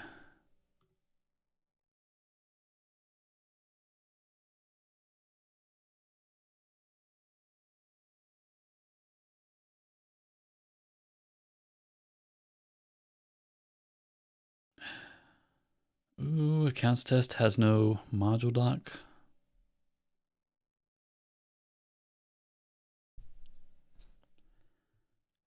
Does this actually need to be docked? Nope. The tests probably don't need a module doc, right? Like, it's a test and it's I think it's self-explanatory. What about fixtures? Do those, let's do mix Credo. Actually, Credo may just ignore the test. Yeah, Credo's fine. All right, so let's say skip module doc for tests. All right. Bingo bango. You know what? I think I'm going to PR this separately from the UI. So let's do that. There's a couple ways I could open this PR. I'm just going to do it with the big old green button. All right. So, and by the way, I have a template for my PRs that I created. Taking some inspiration from other places, but I also have my own way of doing things. So I'll have these comments that will not be included in the actual preview. But I like to give instructions to myself or anyone else who may come along and start contributing in the future.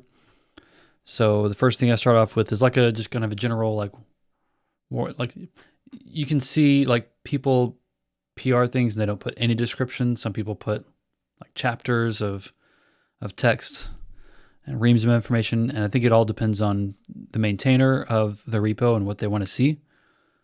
So yeah, this is kind of what I want to see, the shape of information that I want to see typically in a PR for LiveShowy. So I want to make sure I've got enough context for myself or someone else to understand the pull request in 6 months, just as an example. So what are the goals that I was trying to accomplish with this PR, this batch of work that's being committed? Add role-based authorization. Well,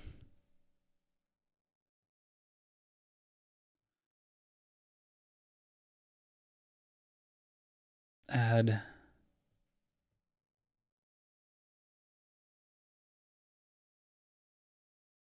I don't want to say this is kind of a circular sentence that I have in my mind. Like I wanted to add roles that could be used for role-based authorization.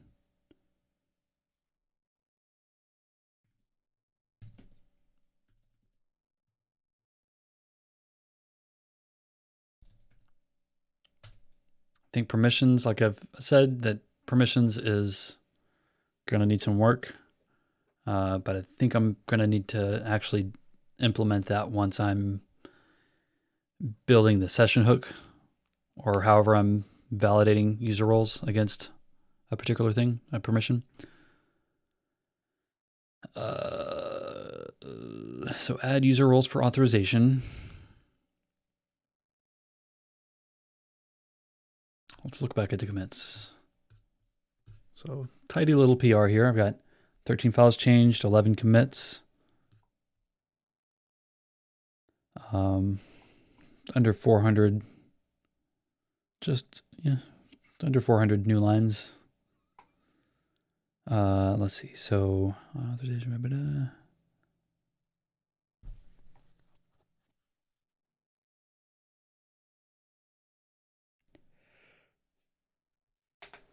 I think that's really the only goal for this one, which is fine. So rationale, this PR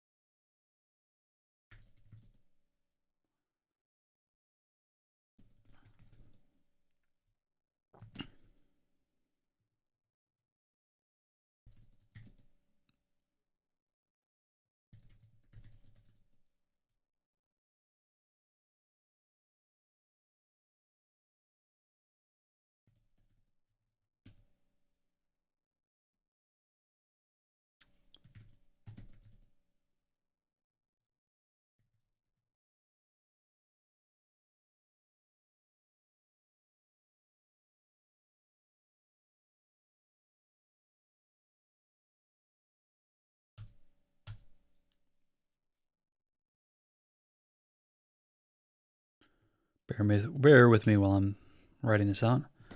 A user roles table is available for joining users to roles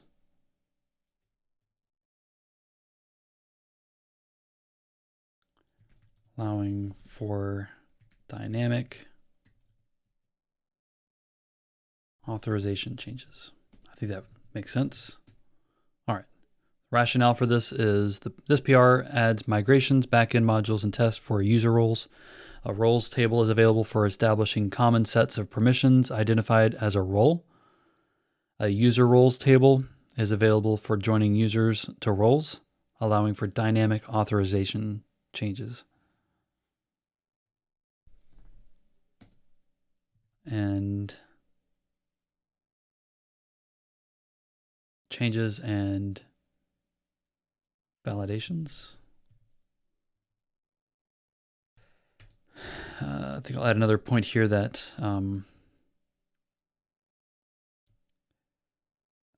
UI will be added in a separate PR. and authorization.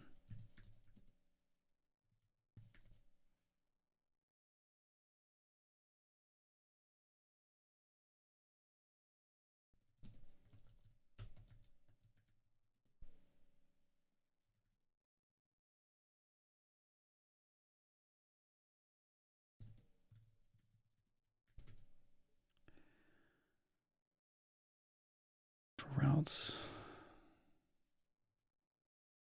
Okay.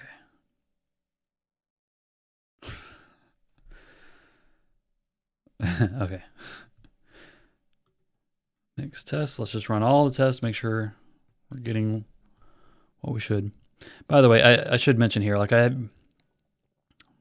carry a slight amount of guilt about not having tests for the WebAuthn and stuff. It's only a slight amount of guilt because even still, after kind of committing that code and having it working, I've got a couple of ideas. I think I just need to sit down and write the code. I was kind of struggling with like, how do I test that? Like it's without like manually plugging in a key and like touching it or having a touch ID or whatever.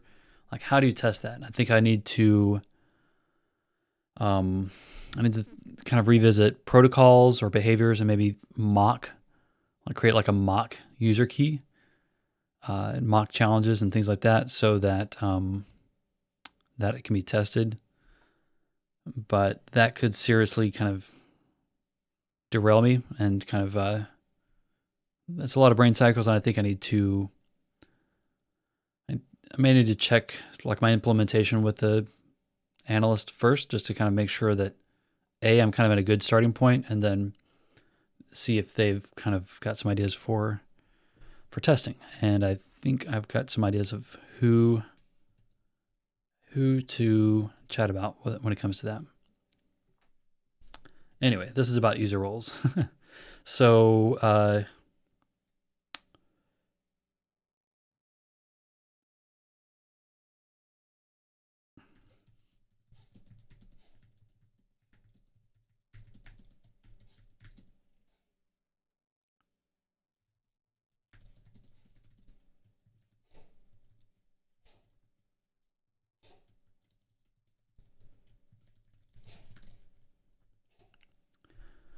all right, no screenshots for this one. It's all backend.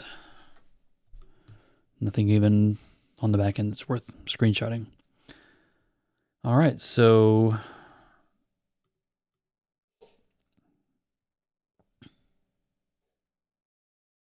you know what? I wonder if does this link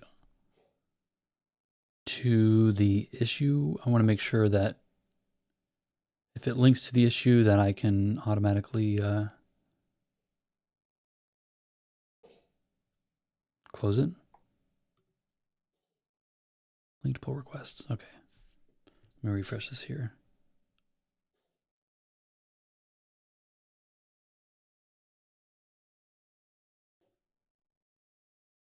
All right, how do I link? How do I link?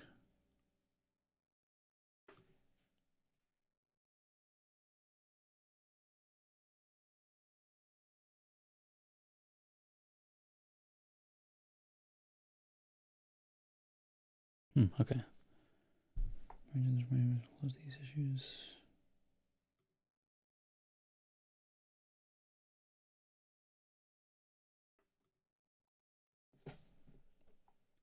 All right.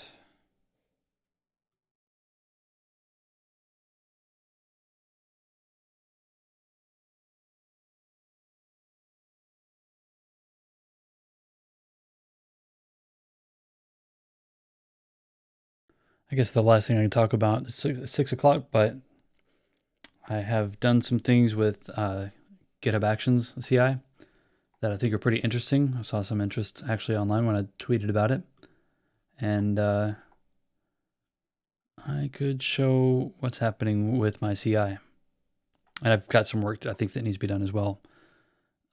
So let me pop this open. So it's still running.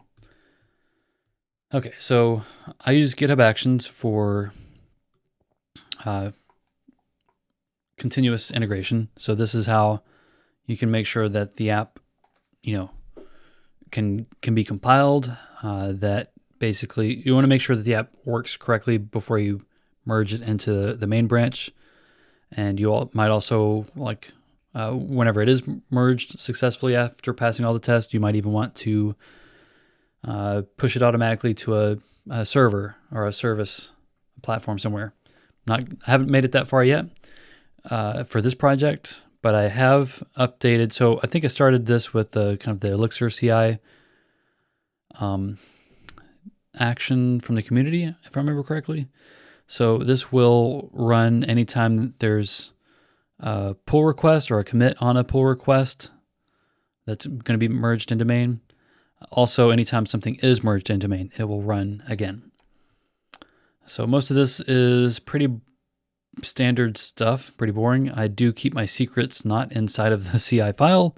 Those are actually elsewhere for security. What else? We have, so I will tell it kind of dynamically which version of Elixir to use. It will run, I think this runs in, does it still run in a container? No, this one just runs in Ubuntu. Okay, it does run in a container. An Elixir container with this version, and the container runs inside of Ubuntu. So a little bit confusing there. Anyway, so it will run Postgres as well, so that gets dumped in. I don't hardly have to think about it, at least in the test scenario here.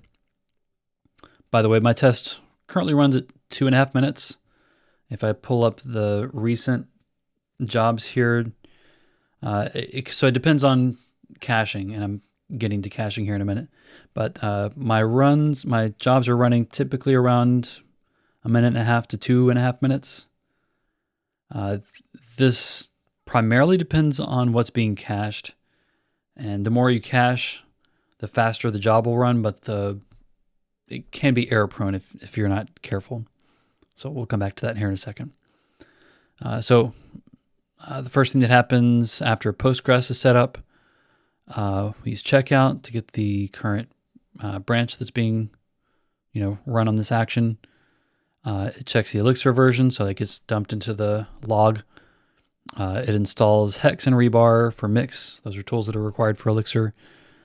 It starts a cache for all the Hex dependencies. So this is all of the deps that I've, like Phoenix, Credo, anything else that is like listed in mix.exs. It will install those, and if everything in this pipeline runs successfully or in this job, it will cache anything that I'm telling it to cache. One little nitpick that I have is that it won't cache them after the step. It waits until the entire job is successful. So there are cases where it may have fetched all the deps successfully, but it won't cache them because the test failed later on.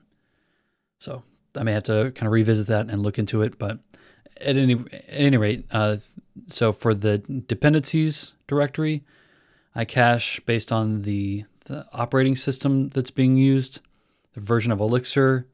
I give it a kind of a label of hex deps. And then the important thing here is I'm appending, so this all gets kind of interpolated into a big long string, which is going to say like Ubuntu latest or Ubuntu 20 something, 21 maybe, dash Elixir 113.3 dash hex dash deps dash some string that represents like the hash of the mix lock file. The reason for that is these deps can be cached and returned from cache as long as that mix lock file has not changed. They're still valid. There's no reason to keep fetching them. Now they will automatically expire after 7 days. So if I don't run any jobs, for 7 or 8 days, it's going to download the deps and compile them again. But that's fine. It is what it is. So you declare the cache. You run the step that's going to use the cache. I'm thinking about it here. I kind of wonder if maybe all the cache definitions could be kind of grouped together in one place. Doesn't matter. Because apparently like having this up here doesn't really affect the storage of the cache.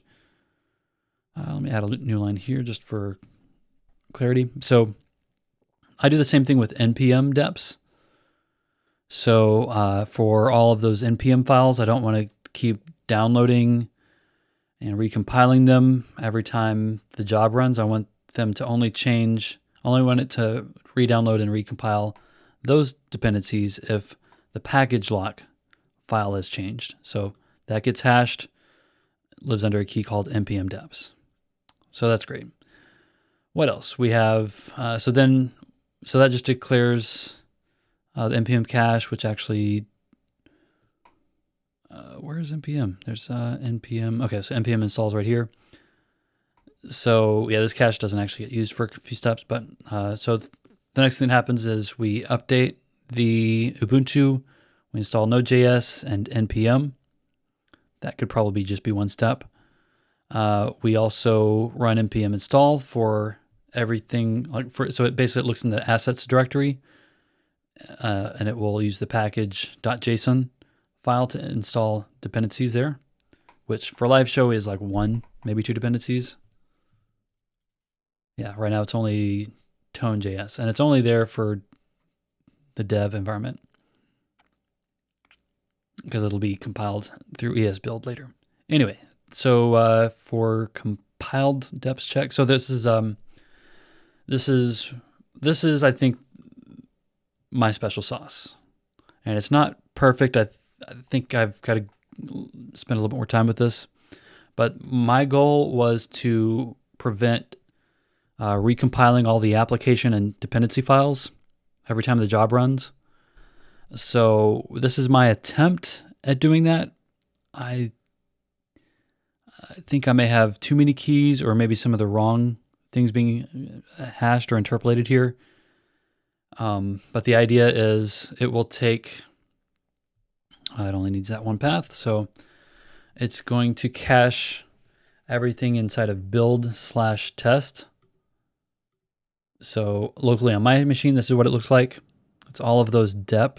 So dependencies are compiled in here, and then also LiveShowy shows up in here as well. So it will cache everything that's compiled basically inside of the build directory. That's all the Elixir files and some Erlang files that have been compiled.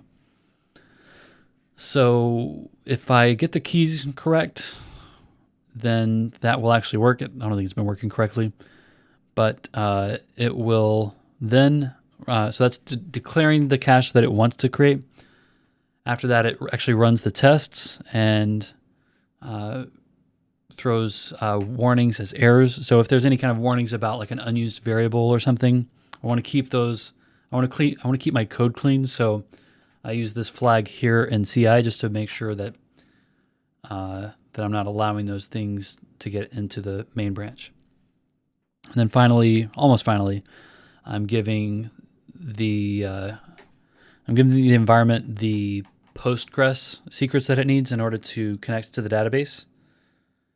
And what else? The last thing here is it runs Mixcredo, just to make sure that I'm following those rules about code quality. So all of that's happening in the CI. I'm going to go ahead and push this. This is going to trigger another CI job run. What did I actually change? Let's just clean up.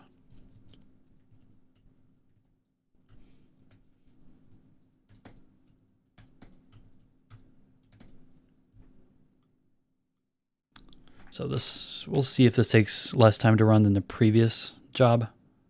So last time it took almost 3 minutes. Go ahead and close all my tabs, NVS Code. So next time, I'm not sure if I'll start on it before next weekend, but I think the next step for me, I'll come back to the CI. The next step for me is going to be maybe, I guess, building the UI for user roles. So as myself, like I need maybe to add like a seed or basically I want to be able to easily add roles for users within the system. And I want to be able to do that within a user interface, say for like an admin or a manager or something like that. So I think that's the next step. And then after that would be adding authorization checks. So making sure that a person with a role, like basically whenever you go to a route, like if you go to a live view, I want to check that you have the role with the permissions to do something in that live view, either to view the live view or to run a function in a module, that kind of thing. So I think the roles and permissions kind of schema that I have in mind is going to work very well for that. Let's take a look at CI, see what's going on, and then we'll wrap up.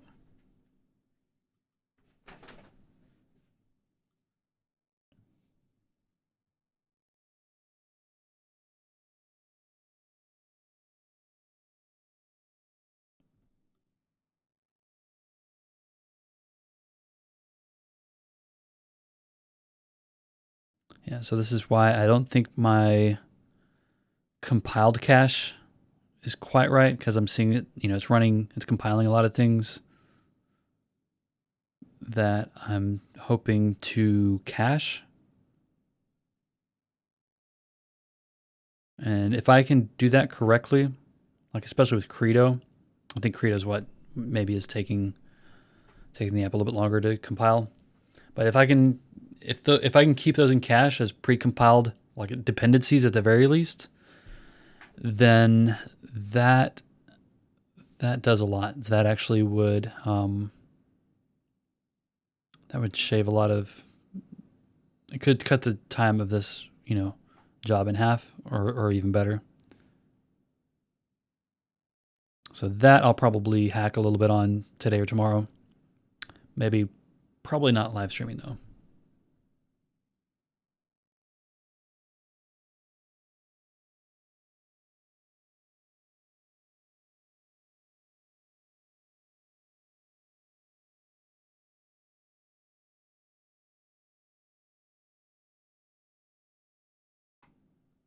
Cool. So took 3 minutes and it did succeed.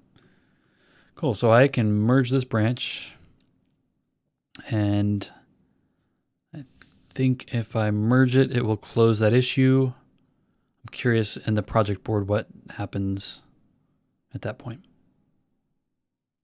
Okay, so squash and merge.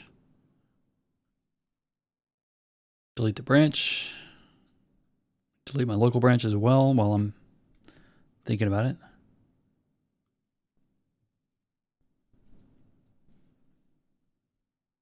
Update, get that new commit. Like I said, everything gets squashed on my branch, on my repos anyway, because otherwise it could be kind of messy. So let's see. I'm gonna go back to the project that's closed. So where does it show up here? Done. Nice. So user roles automatically was moved over to the done column. So now I actually need to take this.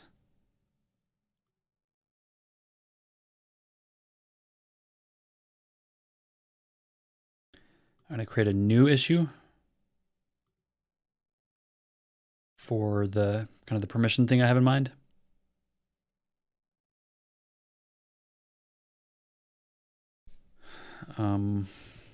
Add permission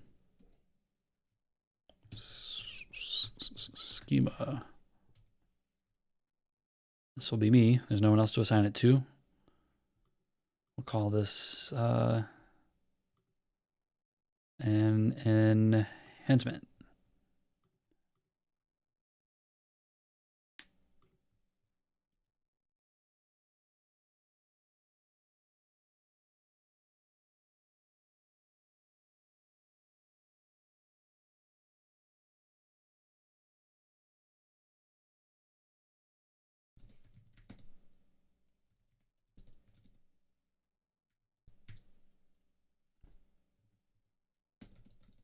Here I am adding acceptance criteria to my personal project. What is wrong with me? Okay, so yeah, just to recap what I have in mind for permissions, and don't be surprised if this is entirely scrapped or changed later if I even show this. But the permission I have in mind is, so a role will have a permissions list. That's already there. I think what I'm changing is like what's going to go in that list. So that list, my plan now is to put make it a list of permissions, like a permission schema. So the schema for a permission would be a module, which is an atom, a route, which is a string, like a path, and either one of those would be required. And then if it's a module, maybe a list of functions, or maybe I replace module and do, maybe this needs to be two separate types of permission.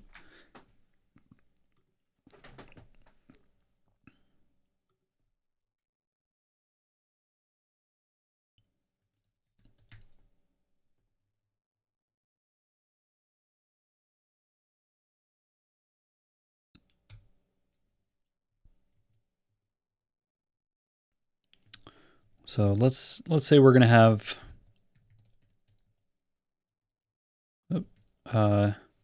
module permission, which requires a module and functions, or a route permission, which is a route, so a string.